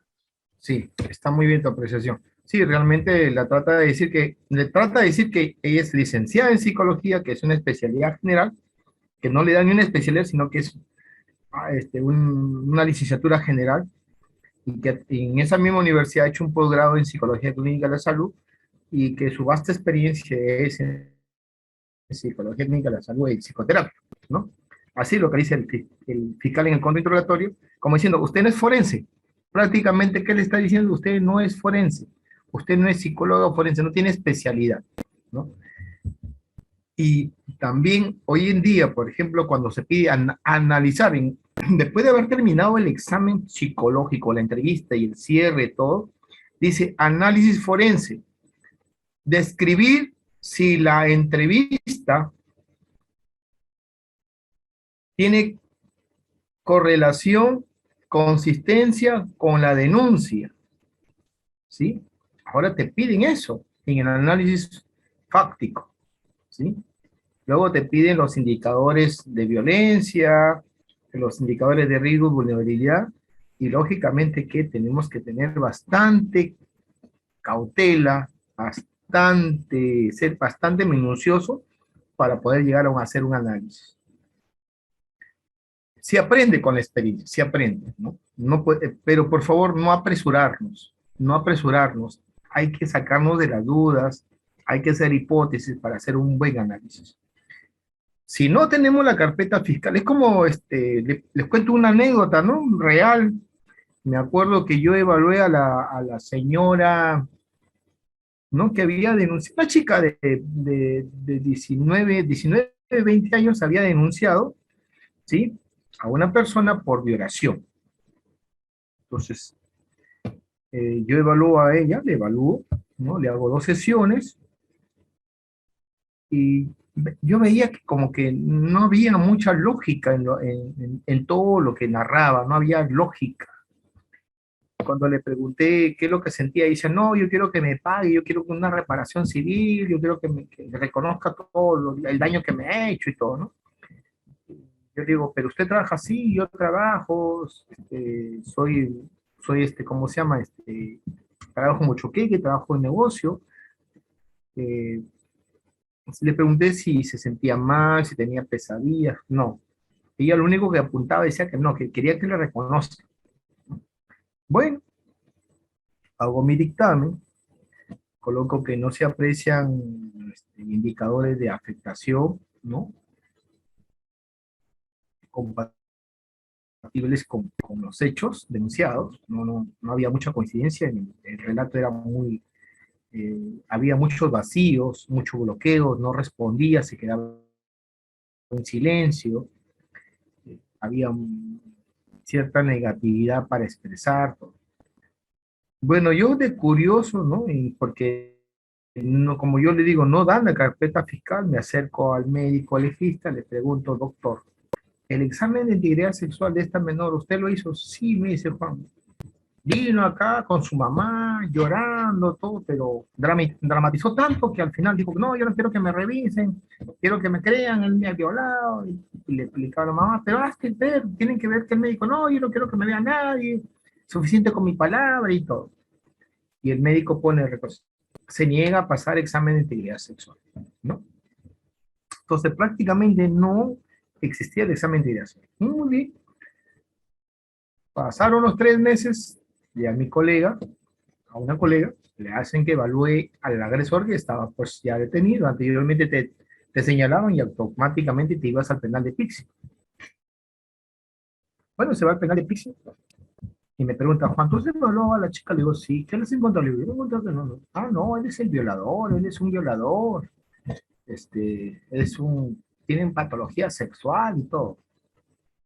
Yo le digo, ¿cuántos? No, yo me he ido 2 veces al penal. Ah, bueno, le digo, bueno, veremos, pues, le digo, porque a las finales nos van a llamar a juicio a los dos. Tú defendiendo al agresor, yo defendiendo mi peritaje, ¿no? Cuando vamos al juicio, miren lo que pasa. Me interrogan a mí, normal, me interrogan, me dicen que declare, que las preguntas, y por qué había colocado que, bueno, le comenté que había un lenguaje verbal, no verbal, que había muchos vacíos, que no había una explicación lógica de lo que decía con los hechos mismos, ¿no? Y que no encontraba ningún tipo de afectación. Muy bien. Me interrogó el fiscal, me interrogó el abogado de la parte, luego pasan a la perito. Cuando le hacen, todos hacemos un juramento, antes del interrogatorio hacemos un juramento, ¿no? Entonces le preguntan, ¿cuántos exámenes le practicó? 2 evaluaciones. ¿De cuánto? De 1h30 cada examen. 1h30 cada examen. Muy bien. Muy bien. Le decía la abogada, ¿no? La abogada que hace el contrainterrogatorio. Muy bien, muy bien. Luego le pregunta, ¿y qué es lo que encontró en su dictamen? Encontré que el señor tiene problemas de control de impulsos, problemas de su sexualidad y todo. Muy bien. Entonces, señores magistrados, la perito acaba de decir que lo evaluó en 2 sesiones de 1h30 cada uno, y que el señor presenta el dictamen. Muy bien. Sin embargo, en el libro de registro de psicólogo, de la psicóloga que ingresa al penal, ingresa a las 10:40 y sale a las 11:15. Quiere decir que en menos de 20 minutos ella lo evaluó, la primera sesión. La segunda sesión, ¿sí? Igual, ¿no? Ingreso y salida. O sea, en uno tenía 30 minutos, otro tenía 20 minutos. Y ahí fue donde, pues, el tiempo técnico de la evaluación y las pruebas aplicadas, ¿no? No bien sustentadas, también dejaron mal el dictamen, ¿no? O sea, ¿cómo podemos evaluar a una persona implicada en un delito contra la sexual en 20 minutos y luego en 30 minutos, ¿no? Eso deja mucho que decir. Por eso que el tiempo técnico deben consignarlo. Deben consignar si existe una carpeta fiscal, si existe un examen de reconocimiento médico por lesiones, si existe un examen médico de integridad sexual, si la carpeta fiscal se añaden conversaciones, fotografías, si hay amenazas en las redes sociales o alguna insinuación de connotación sexual en el Messenger o en el chat. Todo eso se analiza para poder llegar a un buen dictamen y poder decir si hay afectación o no hay afectación. La preparación del psicólogo forense es paulatina, es académica, es técnica, ¿sí? y también se necesita tener bastante experticia en poder llegar a un buen análisis, saber analizar muy bien los casos. Y no nos apresuremos, ¿sí?, en hacer un dictamen apresurado, ¿sí?, y de repente a juicio propio, no, a juicio propio, ah, no, él es agresor, le pongo eso, no, ella es víctima, le pongo eso, no, no hagamos eso porque eso nos induce mucho al error, ¿ya? Muy bien. Ahora sí vamos a pasar a lo que es ya la afectación psicológica, ¿sí? Vamos a conceptualizar lo que es afectación psicológica.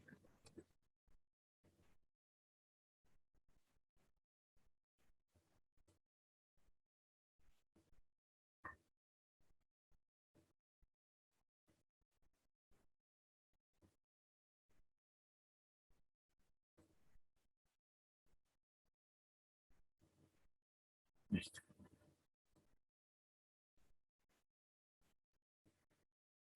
Muy bien. ¿Qué es lo que mayormente espera todo dictamen que se encuentre? Pero no necesariamente tenemos que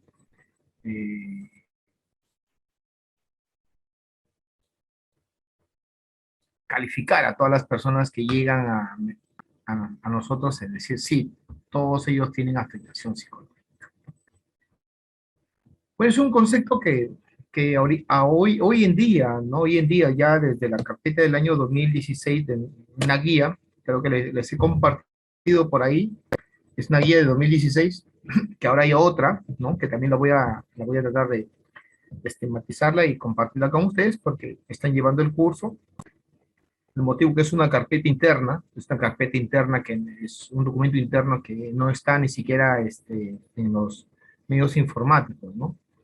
Espero tener la autorización respectiva para poderlo compartir, pero la guía 2016 sí, porque también está pero se le compartió en PDF a ustedes, y hay varias definiciones, ¿no? Espero que la lean y seguir, ¿no? Porque la próxima vamos a ver los dictámenes, cómo el dictamen clínico y el dictamen forense, o la opinión forense, que tiene que tener una correlación con el dictamen clínico y la apreciación clínica forense. Ojo, se llama conclusión o dictamen clínico forense, ¿no? Tu aporte como forense. Vemos que la afectación afectiva o la afectación emocional de una persona tiene que tener, lógicamente, un sustento de signos y síntomas, ¿no? Se define como las consecuencias psicológicas frente a hechos de violencia, ya sea física, psicológica, sexual, ya sea por rapto, por secuestro, por robo, encontramos eso, ¿no? Las cuales rebasan la capacidad de adaptación y de afronte a la persona. Repercuten en algunas de sus áreas de funcionamiento, ¿no? Personal, familiar, laboral, social o académica. Pueden ser en dos áreas, ¿no? Y está afectada. No necesariamente tiene que estar afectada en todas, ¿no? Pero es necesario que esté afectada en la parte personal, familiar, social, laboral, académica o sexual. No necesariamente. Mayormente, por ejemplo, en los adolescentes, yo les he encontrado mucha afectación en la parte personal, en la parte de autoestima, ideación suicida, depresión, y en la parte sexual, ¿no? Más que en lo laboral y en lo académico, ¿no? He encontrado yo en la experiencia que yo he evaluado. Las consecuencias psicológicas pueden manifestarse a través de signos y síntomas, ¿no? Ya todo lo que estamos aquí sabemos que es un conjunto de signos y síntomas que se pueden manifestar o configurar como un cuadro clínico incompleto, o un cuadro clínico completo, tales como el trastorno de estrés postraumático, ¿no? Ojo, cuando vayamos al estrés, cuando colocamos tratar de definir que eso se trata de un evento traumático, o sea, algunos ponen así, evidencias, reacción situacional ansiosa, miren, reacción asociada a un evento traumático, ¿no? Traumático. Entonces hay que leer la teoría del trauma, ¿no? Para poder sustentar eso hay que leer muy bien la teoría del trauma y hay que tener bien claro la conceptualización del estrés postraumático o trastorno de estrés agudo, ¿no? Que no son lo mismo, ¿no? Que estén relacionados con el evento único o la dinámica de violencia. La clasificación, tenemos que la afectación psicológica puede manifestarse en tres tipos de componentes, ¿no? Cognitivo, conductual y emocional. Tal conforme lo explica la ley Lo cognitivo relacionado con la disminución o alteración de los procesos superiores, ¿no? La atención, la concentración, la memoria, la capacidad para poder abocarse a una tarea, está afectando la parte cognitiva. Lo conductual relacionado con la reducción de conductas de interacción social, dificultades para comunicarse, dificultad para poder salir y poder conversar con los demás. La parte emocional son las relacionadas con la autoestima, la motivación, las emociones y sentimientos. Ahí está la afectación psicológica en sus tres componentes. A ver, Fernando, te escucho. Fernando levantó la mano. ¿Quieres participar, Fernando? ¿Te escuchamos? Aló, ¿me escucha? ¿Aló? Sí, sí, te escuchamos. Sí, quería una opinión de parte de usted con respecto ¿Ya? a por qué bueno, creo que la mayoría de autores no incluye la parte, en la clasificación, el área fisiológica, porque en muchos casos las personas que han padecido algún evento traumático o un hecho violento, a nivel fisiológico hay varios cambios notorios. ¿Y por qué no lo consideran dentro de ese cuadro? ¿O cree que no es necesario? Yo pienso que sí es necesario y si no lo coloca el perito es porque de repente no hizo una exploración adecuada, ¿no? Adecuada. Yo tengo acá, por ejemplo, puedo dejar de compartir, vamos a ver. Dejar de compartir. Vamos a ver. Voy a entrar aquí. Escritorio.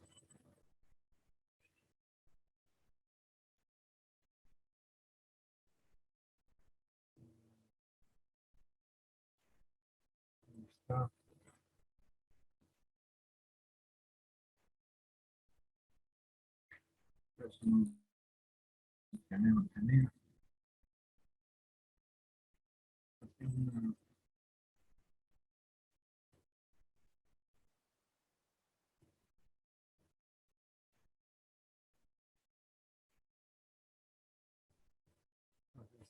Acá.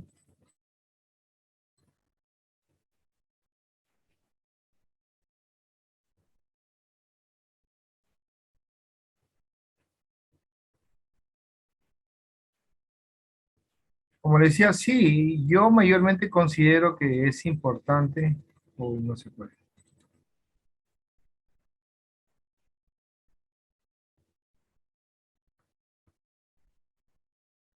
Nuestra tarea. No lo tengo en la mano, Sí, la carpeta, licenciado, pero claro, sí le entiendo.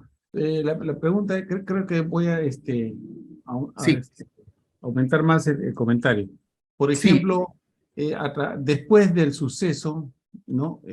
Se encuentra al evaluado con ya, por ejemplo, hiperhidrosis palmar, dolor precordial, insomnio, problemas estomacales, cefalea tensional, ¿no? Muchos factores fisiológicos que se pueden encontrar en los síntomas. Entonces, en el informe, ¿existe un espacio para poder colocar esos datos? claro, ya, de aquí hacemos César, sí, hay un espacio, por ejemplo, cuando tú exploras lo que es hábitos, intereses, ¿sí? Le preguntas, por eso, por ejemplo, antes que cierres tu entrevista, ¿de qué forma le está afectando esto, lo que usted ha vivenciado, de qué forma le está afectando en su vida personal? Bueno, mire, ya últimamente ya no quiero salir. ¿Por qué? Bueno, muy bien. ¿Y esto también afecta en alguna vez? ¿Usted está durmiendo bien? No, entonces ahí empiezo yo a explorar. ¿Desde cuándo usted no puede dormir? Desde el evento que le pasó. ¿Cuántos meses pasaron? 3 meses. O sea, hace 3 meses que no puedo dormir, me levanto asustado, pienso que alguien me está siguiendo, me levanto asustado, ya a las 3 de la mañana no puedo dormir, muy bien. ¿Y de qué otras formas, qué más siente usted? Bueno, cada vez que he ido y he pasado por esa calle, empiezo a temblar, empiezo a sudar, siento que mi cuerpo se paraliza y trato de ingresar de nuevo a mi casa, ya no quiero salir, no quiero pasar por esa calle que que me aterra mucho, tengo miedo. Entonces, todo eso tengo que explorarlo, ¿no? Pero si yo no exploro y me dice solamente todo lo que me pasó, que lo asaltaron, que intentaron violarlo, que eran unos drogadictos, que él reconoce a dos que eran de su barrio, y nada más, pero no exploro cómo se siente desde el momento que pasó el evento, cómo está su estado anímico. Lógicamente que pierdo mucho lo que es la parte psicopatológica, ¿no? Explorar los signos y síntomas, ¿no? Está en la entrevista y también está en la área de hábitos e intereses, ¿no? Ahí está. A ver, te escuchamos, César. Creo que iba a intervenir César. Sí, estaba escuchando al compañero y no sé si es que estamos en la capacidad como psicólogos de colocar cambios fisiológicos, pero sí el tema de somatizaciones, que eso sí está hasta catalogado tanto en el CIE-10 como en el DSM-5, porque la hiperhidrosis palmar, el insomnio. ¿Estás en clase? Sí, sí, en clase. ¿Cómo se llama son afectaciones o cambios que sí se dan. Hasta pues, la alegría se puede colocar como un cambio, una somatización, un cambio fisiológico. El estrés es una somatización que se da y no es porque se esté dando un cambio fisiológico en la persona, Sí, en el sujeto. Así es. Sí, mayormente si hay espacio hay que colocarlo. O sea, en hábitos e intereses es un área que se explora todo, ¿no? Pero va a depender de a quién entrevistes, si entrevistas a la víctima o al acusado, ¿no? Mayormente en víctimas tratamos de ver la mayor cantidad de signos y síntomas, ya sean personales, sociales, ya sean fisiológicos, ¿no? Se explora, ¿no? Pero creo que Fernando iba a lo que es el dictamen, ¿no? Al dictamen forense, creo, Fernando. Sí, ¿Por qué no se sí, podría sí. colocar en dictamen si presenta afectación cognitiva conductual y a la vez presenta sintomatología psicofisiológica, ¿no? Claro. Sí, Eh, sí, licenciado. la, Quería aunar la un comentario. sintomatología psicofisiológica está lo que está diciendo César, que viene a ser la somatización, que está somatizando y está generando reacciones psicofisiológicas como eh, eh, temblor, sudoración, alteración del sueño, pérdida del apetito, ¿no? Todas esas cosas. Sí, Fernando, te escucho. Sí, disculpe, quería aunar, creo que más específico. Por ejemplo, yo he revisado algunos protocolos de pericia donde al ¿Ya? final concluyen que hay estrés postraumático, ¿no? Y considerando que una de las características, una de las muchas características del estrés postraumático efectivamente es el sueño, la perturbación del sueño, pero en el relato que hace la menor, dice sueño normal. Entonces, ¿cómo puede haber un sueño normal en un estrés postraumático? O sea, la interpretación de resultados no coincide con las conclusiones. Exactamente. Entonces, ¿cómo, en qué queda su pericia? Se cae. Sí, tú me estás haciendo recordar al caso que estoy analizando del caso, yo le he puesto el caso Valdoria, de una chica de 19 años que le dice al perito, fue el caso el 1 de junio, la entrevista en cámara Gesell fue el 3 y la evaluación psicológica fue el 18 de febrero. Y la perito le dice, ¿y cómo es tu sueño? Bueno, cada vez que he despertado, he tenido 3 días de pesadilla, dice, he tenido 3 días de pesadilla. En esos 3 días, cada vez que yo me iba a lavar la cara, recordaba su cara de él, que se reía de mí, ¿no? Se reía. Eso es lo único que dice, ¿ah? No dice, me levanto aterrada, no puedo dormir desde el momento que pasó el evento hasta la fecha de la evaluación, que es el 18 de febrero, no dice nada.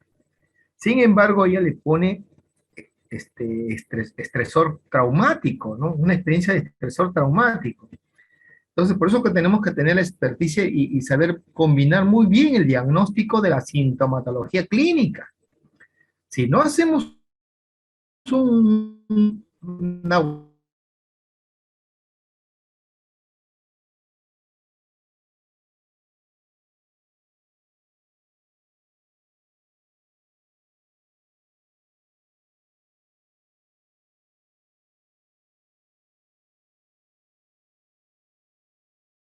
agudo, no es lo mismo el agudo que el crónico, ¿no? Pero ya lo sustento porque realmente encuentro una sintomatología adecuada, correcta, que me permite llegar a ese dictamen. Pero si no lo encuentro, no puedo yo aventurarme a poner, como ese perito, no lo he explorado, duerme bien. No, sí, yo he escuchado una pericia, ¿no? ¿A qué hora te levantas? 8 de la mañana. ¿A qué hora te cuestas? Me cuesta a las 10 o 11 de la noche. ¿Estás probando? Sí, muy bien. ¿Cómo estás? ¿Sales? Sí. ¿Te vas a fiestas? Sí, me voy a fiestas, me voy a reuniones, muy bien. ¿Estás trabajando? Sí. ¿Cómo te va? Muy bien, me voy a la universidad y todo. Sin embargo, le ha puesto afectación psicológica asociada a un trauma de tipo sexual. Acuérdense bien que la afectación psicológica y un trauma a la vez, lógicamente, pues, que tiene que ver, pues, con la teoría del trauma. Hay que tener bastante cuidado con estas definiciones que hagamos, como les decía, ahí la guía dice, no hay que hacer juicios de valor, hay que hacer dictámenes netamente adecuados, compatibles a lo que nos dice la guía y a lo que nos dice, pues, la parte clínica, que es la C10 y la DSM-5, ¿no? Y darnos una opinión forense. Eso hay que tener bastante cuidado, ¿ya? Ahora, vamos a seguir.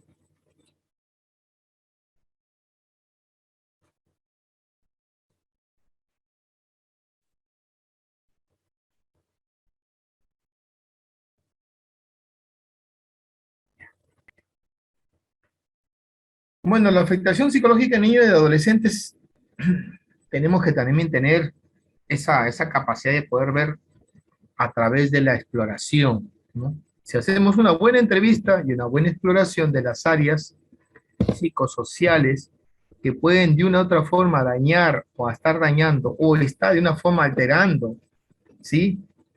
El normal estilo cotidiano de la persona, del niño o adolescente, hay que tener bastante cautela en poder sacar esta información.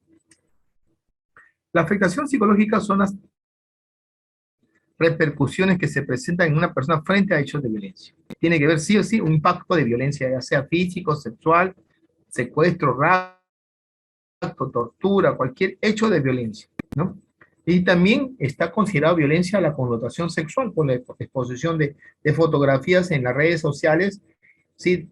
De las relaciones íntimas que tuvieron dos personas que se quisieron y se amaron y luego dijo, ya, yo te voy a pasar tus fotos en el internet y le pasó en internet. Ese es un hecho de violencia también, ¿no? Y eso está penado, últimamente está penado. La alteración de un continuo vital puede darse de manera transitoria o permanente, ¿sí? Manifestarse con inmediatez o de manera diferida en el tiempo. Y va a depender de las características de la persona, del suceso y del contexto, ¿sí? La alteración del continuo vital, o sea, cómo puede afectar, pero va a depender del suceso y del contexto, dónde sucedió, cómo sucedió y de la persona que estamos hablando. Hay muchas personas que tienen capacidades resilientes, ¿no?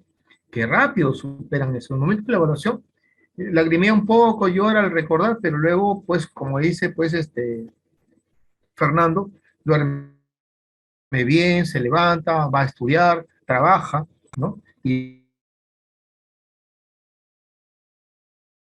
eso no es compatible, pues, porque el estrés postraumático, sobre todo, va acompañado del flashback, se llama, flashback, ¿no? Que es cuando una persona despierta o durmiendo, pasa al evidencio traumático como si tuviera una película, lo ve, despierto o durmiendo, ¿no? Que pasa una y otra vez y se asusta, ¿no? Se conmueve, ¿no? Eso mayormente es un indicador, ¿no? El revivir, escucha un sonido, revive y se cae o se altera, ¿no? Eso también es un episodio de la reexperimentación del evento traumático, del evento mismo, es un indicador de un postraumático. Pero si no encuentro estos indicadores, yo no puedo asemejar el dictamen con un diagnóstico de estrés postraumático. La afectación psicológica puede ser evaluada en distintos momentos. En la evaluación del daño psicológico, si bien hay consenso que debe existir un periodo de 6 meses a más para hablar de daño crónico frente a un presunto hecho de violencia, ¿no? Eso es lo que se quiere. Después de 6 meses ya no hablaríamos de afectación psicológica, hablaríamos ya de daño psíquico o daño psicológico, que es otra forma de evaluar el daño. El daño psíquico es más, su criterio más complejo de evaluar, ¿no? De poder reevaluar. Los criterios, tenemos que identificar primero el hecho denunciado corresponde a un hecho violento. Ojo, acuérdense bien, si la señora denuncia, que tiene que ser el hecho de denuncia, no de hechos pasados. No tomemos en cuenta los hechos pasados, es el hecho reciente, y sobre eso indagamos cuándo, cómo se inició, cómo fueron cada uno de los eventos desde el inicio y los que pasaron antes de esto, ¿ya? Identificar si el hecho denunciado corresponde a un hecho violento, si es un evento único o recurrente, o ya no hay un conflicto, ¿no? Eso también hay que explorar. A veces dicen, no, fue mi primera vez que me amenazó y me insultó, lo fui y lo denuncié, hecho único, ¿no? Por eso yo no le voy a poner afectación psicológica asociado a un evento traumático de una agresión psicológica por insulto tampoco. No tendría un efecto causa, no habría una similitud de ese dictamen. Identificar la existencia de factores mediadores o preexistentes, ¿no? Como yo decía, si es una señora diabética, si es una persona hipertensa, si es una persona que ya tiene un cuadro de depresión desde los 12 años, ¿sí? Y que toma medicamentos para eso, lógicamente que es preexistente, ¿no? Y ese cuadro clínico es preexistente y eso no va a sumar con todo lo que estamos evaluando. Que puede influir en la aparición de las consecuencias psicológicas asociadas a los hechos denunciados también, ¿no? La fase de intervención, la primera fase, explicar el procedimiento a realizar y obtener el consentimiento informado. Eso es lo primero. Antes, en todo proceso de evaluación, ya sea en entidad pública o privada, ¿sí? Tenemos que tener el consentimiento informado. Esa es la primera fase. La segunda fase viene a ser la entrevista psicológica forense. Esta fase constituye una de las principales fuentes de la recolección de la información, ¿sí? Acuérdense bien entre la primera fase. ¿Sí? Se le explica, señora, muy bien, yo soy el perito fundamental, voy a tener que evaluarla, voy a tener que indagar muchos aspectos personales, propios y familiares de lo que está pasando con usted con respecto a la denuncia. ¿Usted está de acuerdo que yo le evalúe, incluso le voy a tomar pruebas y voy a tener que firmar documentos? Sí, muy bien. Firme, ponga su huella, que está dando el consentimiento a todo el proceso forense. Y empieza la entrevista, ¿no? La entrevista ponen hora de inicio y hora de término de entrevista, ¿no? Y lógicamente tiene que ser una entrevista pues semi-estructurada, abierta y buscando hipótesis para poder ver qué realmente está pasando en ese momento o lo que pasó ante la denuncia. Luego tenemos la fase de intervención, ¿sí? Tenemos la tercera fase, que es el uso de instrumentos o pruebas psicológicas. Constituye un conjunto de herramientas auxiliares que sirven para evaluar. Si bien es cierto, son auxiliares, pero tienen que ser herramientas adecuadas. Pues no le te puedo tomar, pues, Macover a un niño pues, de 4 años, 5 años, ¿no? El té bajo la lluvia a una niña de 5 años, ¿no? De repente, tomo eso, ¿no? Y de repente es una chica que tiene, pues, quinto ciclo de administración de empresas, y solamente el perito le ha tomado bajo la lluvia, Macover y el test de familia. Y la denuncia, y no le evaluó un test de personalidad, no le evaluó ni siquiera para ver si tiene un tipo de inteligencia o qué tipo de inteligencia tiene, no le evaluó ni una prueba, a pesar que tiene estudios superiores, solamente le ha tomado pruebas predictivas. Y sobre eso, ha evaluado su informe también, ¿no? Que a veces es cuestionable. En la cuarta fase, cierre, el cierre,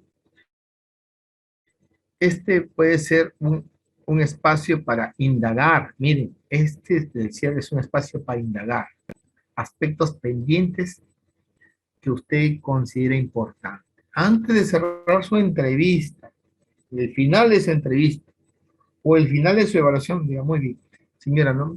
¿Puedo formular algunas preguntas con respecto a la entrevista que le realicé la semana pasada? Sí, muy bien. Bueno, usted me está contando de que esto fue en octubre de 2021, ¿no? A las 8 de la noche. Es que usted había estado en una fiesta y llegó a su casa, ¿sí? Si usted me dice que estuvo en una fiesta tomando, ¿cómo llegó a su casa? ¿Cómo su esposo, su expareja la encontró? No me quedó claro, ¿no? Entonces, empezar a preguntar todo lo que nosotros nos quedó en duda y todas las cosas que nos genera hipótesis o interrogantes, hacerla en la cuarta fase, que es el cierre. No olvidarse, ¿sí? No solamente ser un receptor de que escuchar, me pegó, me golpeó, me insultó, llegó, se fue, y yo me asusté, llamé a la policía, puse la denuncia y totalmente, y sobre eso vamos a ir. Yo lloré, me asusté mucho, llamé a mi mamá, llamé a mis hermanos, porque pensaba que me iba a matar. Estaba el presente, no, porque él me pegó, me insultó, me jaló los pelos y se fue. Me reclamó porque había estado tomando, que era una borracha, que siempre salgo, que cuido a mis hijos. Ya, muy bien. Mi evaluación terminó, un punto, afectación psicológica. Solamente fui un receptor. No hagamos eso, no seamos solamente receptor. Hagamos las preguntas, hagamos las interrogantes. ¿Ok? La quinta fase, que es lo que hemos hecho, ¿no? Hemos estado, cómo se analiza un proceso. A ver, Fernando, te escucho antes de entrar a esto. Fernando, ¿quiere intervenir, Fernando? ¿Te escuchamos, Fernando? ¿Te escuchamos, Fernando? Sí, disculpe, le había apagado el micrófono. Justamente estaba esperando esta parte para que usted me pueda orientar. Con respecto al área, al análisis e interpretación de resultados en el área visomotora. Mire, he visto cerca de unos 30 protocolos y todos casi dicen lo mismo. Dicen maduración visomotora, acuerdo a su edad cronológica. Área cognitiva, estoy hablando de menor edad, porque en menor edad no hay pues, inteligencia no cognitiva. El área cognitiva, desarrollo cognitivo, acorde a su edad cronológica. Es casi todos siempre ponen lo mismo. Entonces, especifíquenos, de repente, oriéntenos, en qué consiste el área visomotora y el área cognitiva. Porque si no le toman la prueba, porque a cada instrumento que le toman el MASI y bajo la lluvia, y en el área visomotora, repito, que todo de acuerdo a su edad cronológica, en visomotora y cognitiva. ¿Qué nos puede decir de eso? Ya, te digo, bueno, yo en sí, a varios colegas les he dicho que por qué ponen área visomotora cuando es un adulto. Yo le pongo área visomotora cuando es un niño, ¿no? Que está en esa etapa todavía de maduración, ¿sí? La guía dice área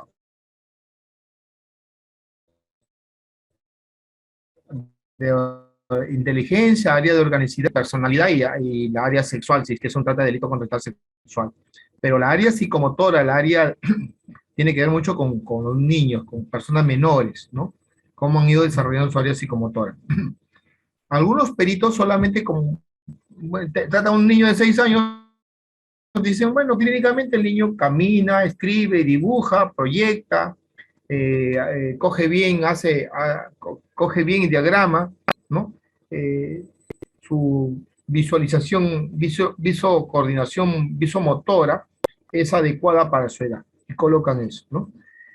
Mayormente yo utilizo el Bender para niños, el Bender, y el Beta 3 para adultos, ¿no? El Beta 3, ¿no? Utilizo para esa área. Pero como te digo, algunos ya lo tienen como, como una cartilla, ¿no? Si es un niño, ya, si camina, camina, ¿no? O sea, a uno también pone, impresiona clínicamente una capacidad intelectual normal al término promedio, ¿no? Normal al promedio, ¿no? Pero la guía dice que hay que aplicar una prueba de inteligencia, ¿no? Salvo el caso, ¿no? Porque si se trata de una persona que dice que no sabe leer o es una presunta persona con incapacidad de resistencia, se sospecha que hay un retardo leve o moderado, hay que tomar una prueba psicométrica, ¿no? Para ver realmente sus capacidades cognitivas cómo están. Como te digo, el criterio de algunos peritos en colocar área psicomotora dentro de los procesos normales, ¿no? Área visomotora cuando se trata de niños. Yo mayormente cuando se trata de niños pongo el Bender, ¿no? Les hago la prueba proyectiva del Bender, que es dibujar las tarjetas y ver cómo está su capacidad, ¿no? y ver si hay algún tipo de rotación, omisión, distorsión, ¿no?, de la forma, y ver realmente si hay o no hay grados psicométricos de organicidad, ¿no?, en ese sentido. Sí, sí, hay peritos que colocan eso, pues nos habría que entrenarlos y decirles pues que si esa área debe ser medida con una prueba psicométrica, o es un área de una impresión clínica que evalúa el aspecto psicomotriz de un niño o una persona. Eso es lo que pasa, Fernando, ¿ya? La quinta fase, que es la fase de análisis e integración de los resultados y discusión forense. Esta es la fase más importante del peritaje. Ojo, la fase más importante, esta es la parte medular, ¿no? Es prácticamente una epicrisis desde el punto de vista clínico forense o clínico. Una epicrisis es un resumen de todo lo que hemos hecho y sustentarlo de forma clínica con signos y sintomatología bien adecuados, ¿no? En esta fase el psicólogo deberá contrastar las hipótesis de partida con respecto al caso, en función a la información recolectada, de las técnicas, de los resultados obtenidos y los instrumentos utilizados. La sexta fase es la conclusión y emisión de informe, ¿no? El informe debe ser redactado de acuerdo a la estructura establecida, de forma clara, evitando tecnicismos, de tal manera que cualquier persona pueda entenderlo y debe explicar y fundamentar sus conclusiones cuando vaya a juicio oral, ¿no? Todos los casos de delitos contra la libertad sexual, todos los casos de violencia familiar que el perito coloca afectación psicológica, mayormente termina asistiendo al juicio para sustentar su protocolo de pericia psicológica. Y tenemos la entrevista psicológica, pues tenemos que es un proceso netamente de abordaje clínico. Acuérdense bien que el forense es netamente clínico, porque utiliza mucho, es de vital importancia la entrevista y el aspecto de la psicopatología. Evaluar muy bien la parte psicopatológica de las funciones del pensamiento, de la atención, de la concentración, del sueño, si que existiera algún tipo de trastorno, ¿no?, para poder delimitar bien su capacidad, su personalidad, y si es una persona imputable o inimputable, ¿no? Instrumento de evaluación psicológica, la observación de conducta. Acuérdense bien que el inimputable es una persona que no tiene discernimiento, no hay voluntad y no tiene conciencia de sus acciones, ¿no? Por tener una limitación, ya sea por una persona que tenga una enfermedad mental o ya sea por una persona que tenga un retraso mental moderado, ¿sí? O una persona que tenga una discapacidad auditiva y visual, por ejemplo, un ciego sordo, ¿no? Que no vea ni escuche, lógicamente que es una discapacidad y por eso pues una persona que no ha podido defenderse por esta discapacidad. Pero acuérdense muy bien que la entrevista, los instrumentos los tenemos nosotros en nuestra formación, en el ámbito de toda nuestra formación, porque hay muchos que van a la parte organizacional, otros se van a la parte social, otros se van a la parte educativa. Pero lo que hemos hecho internado en un área, por ejemplo, yo mi internado lo hice en el servicio de psiquiatría. Psiquiatría 1 y psiquiatría 2 lo hice en el Víctor Larco Herrera. Llevé psiquiatría 1, psicopatología 1, psicopatología 2. Diagnóstico 1 lo llevamos en una clínica y en la universidad. O sea, la formación clínica es prácticamente una base para poder llegar a la parte forense. Nos ayuda mucho. Y luego tenemos consideraciones generales. En caso que la persona se encuentre con problemas de salud física o en crisis emocional que dificulten la realización de la evaluación, se reprogramará para una nueva fecha. Así dice, consideraciones. En la entrevista a niños y niñas y adolescentes es estrictamente personal. El relato debe ser brindado por los mismos, ¿sí? Yo he visto un relato donde la perito, del relato del niño son 5 líneas. Relato de la mamá, 18 líneas. O sea, ¿a quién peritó? ¿Al niño o a la mamá? A la mamá me puede dar relato de cómo nació, de parto normal, a qué edad caminó, si era un niño muy enfermizo, del rato pernatal, ¿no? Incluso, señora, ¿cómo está constituida su familia? Porque su hijo no me da razón, muy bien, pero no me puede dar, o no puede sustentar el hecho o la acción de violencia la mamá en una pericia practicada a un menor. Lo que le debe dar es la misma persona, ya sea niño, niña o adolescente. Estrictamente personal. El relato debe ser brindado por lo mismo, sin la intervención de terceros, padre, madre u otros.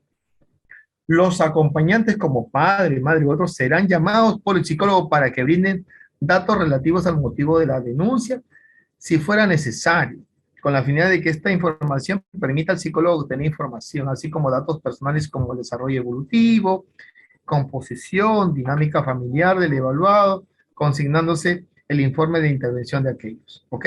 Pero la evaluación del hecho mismo debe ser del niño. Si el padre dice una cosa y el niño dice A y el padre dice B, entonces vamos a ver pues que hay relatos contradictorios, ¿no?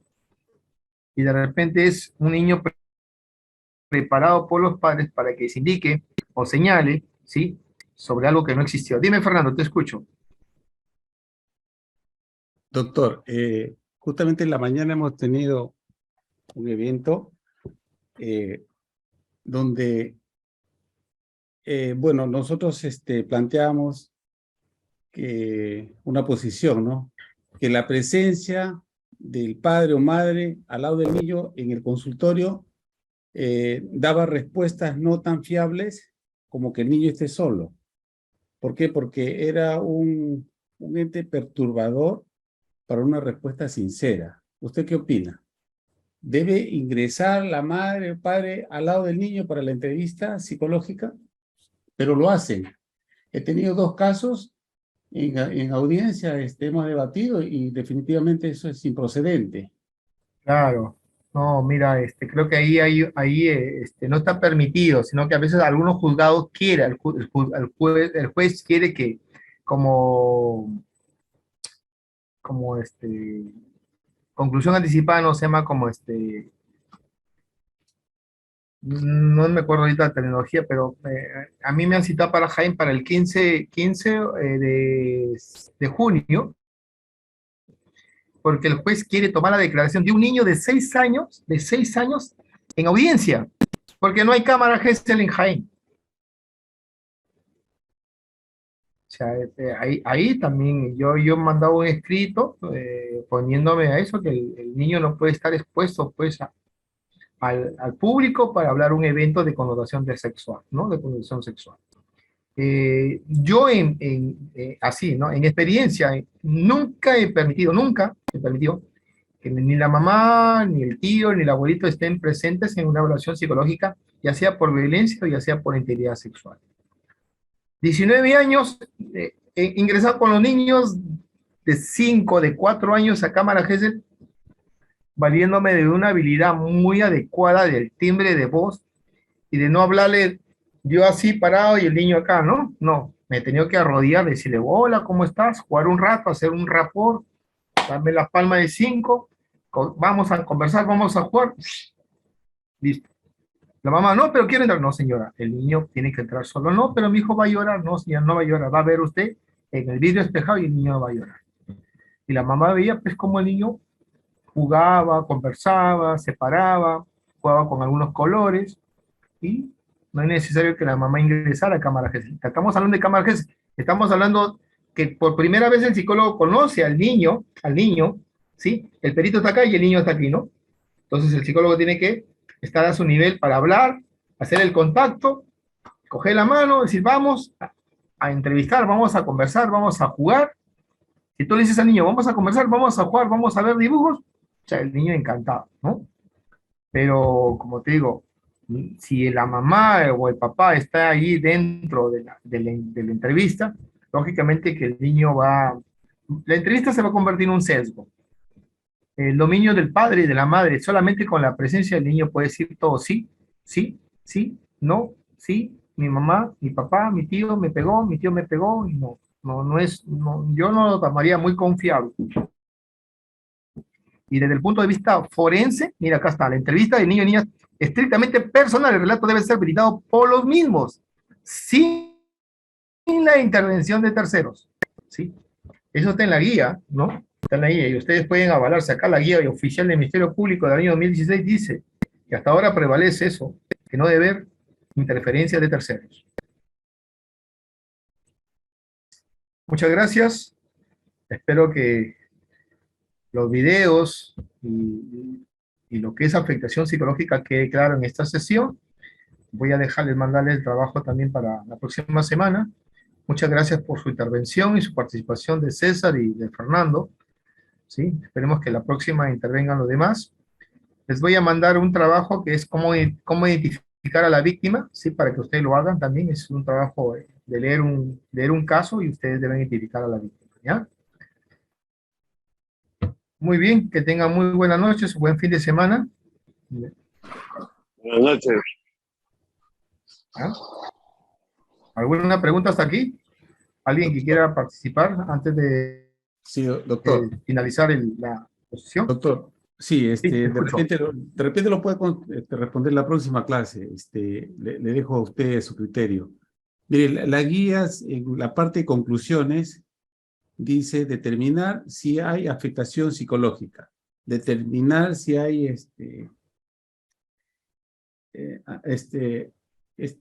ansiedad situacional, algo así. Y tercero, no hay afectación psicológica. ¿Por qué a los psicólogos del Ministerio Público lo encasillan a que tengan que dar esas 3 respuestas nada más? ¿No pueden salir de esas conclusiones?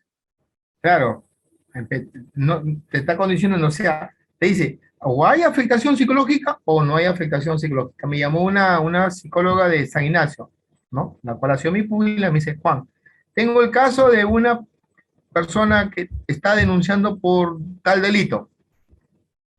Digo, a ver, cuéntame, ¿de qué se trata? Y me dice, yo le digo, escuchándote el relato, escuchando todo lo que has hecho, para mí no hay afectación. Yo le pondría, no hay afectación. Pero, ¿estás seguro? Le digo, bueno, para mí, no sé, tú la has entrevistado directamente, ¿no? ¿Cómo la ves? ¿Cómo la has notado? ¿Su lenguaje verbal, no verbal? Y le ha puesto, no se aprecian afectación psicológica, nada más. Otros colocan, no se aprecia afectación psicológica relacionado con el hecho materia de investigación. Colocan así algunos, y algunos dicen, pero ¿usted por qué coloca materia de investigación? Y usted es abogada, usted es el fiscal, ¿por qué coloca no relacionado con materia de la investigación? Porque están colocando así varios peritos. ¿No? Sí, pero la otra alternativa, ¿qué significa reacción ansiosa situacional? ¿Cómo?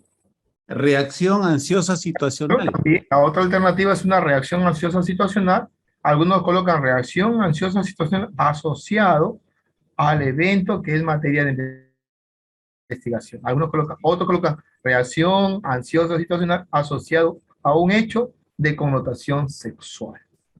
Otros colocan reacción ansiosa situacional asociado a un evento de contacto de tipo sexual por persona perteneciente al grupo de apoyo primario. Colocan así. Mira que eso está en la DSM-5, ¿no? El apoyo primario, ¿no? Claro, que quizás la próxima clase les voy a compartir, les voy a pasar los dictámenes en el ámbito forense, tanto en lo penal como en violencia sexual como en familiar, ¿ya? Para que muchas gracias. ¿Ya? Muchas gracias. No se preocupe. Sí. Buenas noches. Ya no hay. Muy bien, Cecita. Dime. Sí, con respecto al tema de los materiales, la semana pasada quedaron en enviarnos el link de la grabación y justamente unos trabajos que nos había comentado usted, pero no nos enviaron nada. No decía posible que en esta oportunidad sí nos envíen el link de la grabación y los PPT igual que el material para el trabajo. Ya, de las 2 grabaciones se los comparto. Estimados, les voy a compartir un libro de psicopatología forense. Les voy a compartir un libro que me lo compartió un maestro mío de sexología forense. Porque hay muchos psicólogos que desconocen la sexología forense y desconocen realmente lo que es sexualidad. Si yo desconozco de mi propia sexualidad y de lo que la sexualidad existe, imagínense para hacer un dictamen de un agresor sexual, de una víctima de presunto abuso sexual, si desconozco eso. Yo les voy a compartir, no se preocupen. A mí me encanta compartir el material que yo en los certámenes o en algunos eventos me los han compartido a mí, ¿sí? Se los voy a brindar a ustedes. Este está en el curso, ¿ok?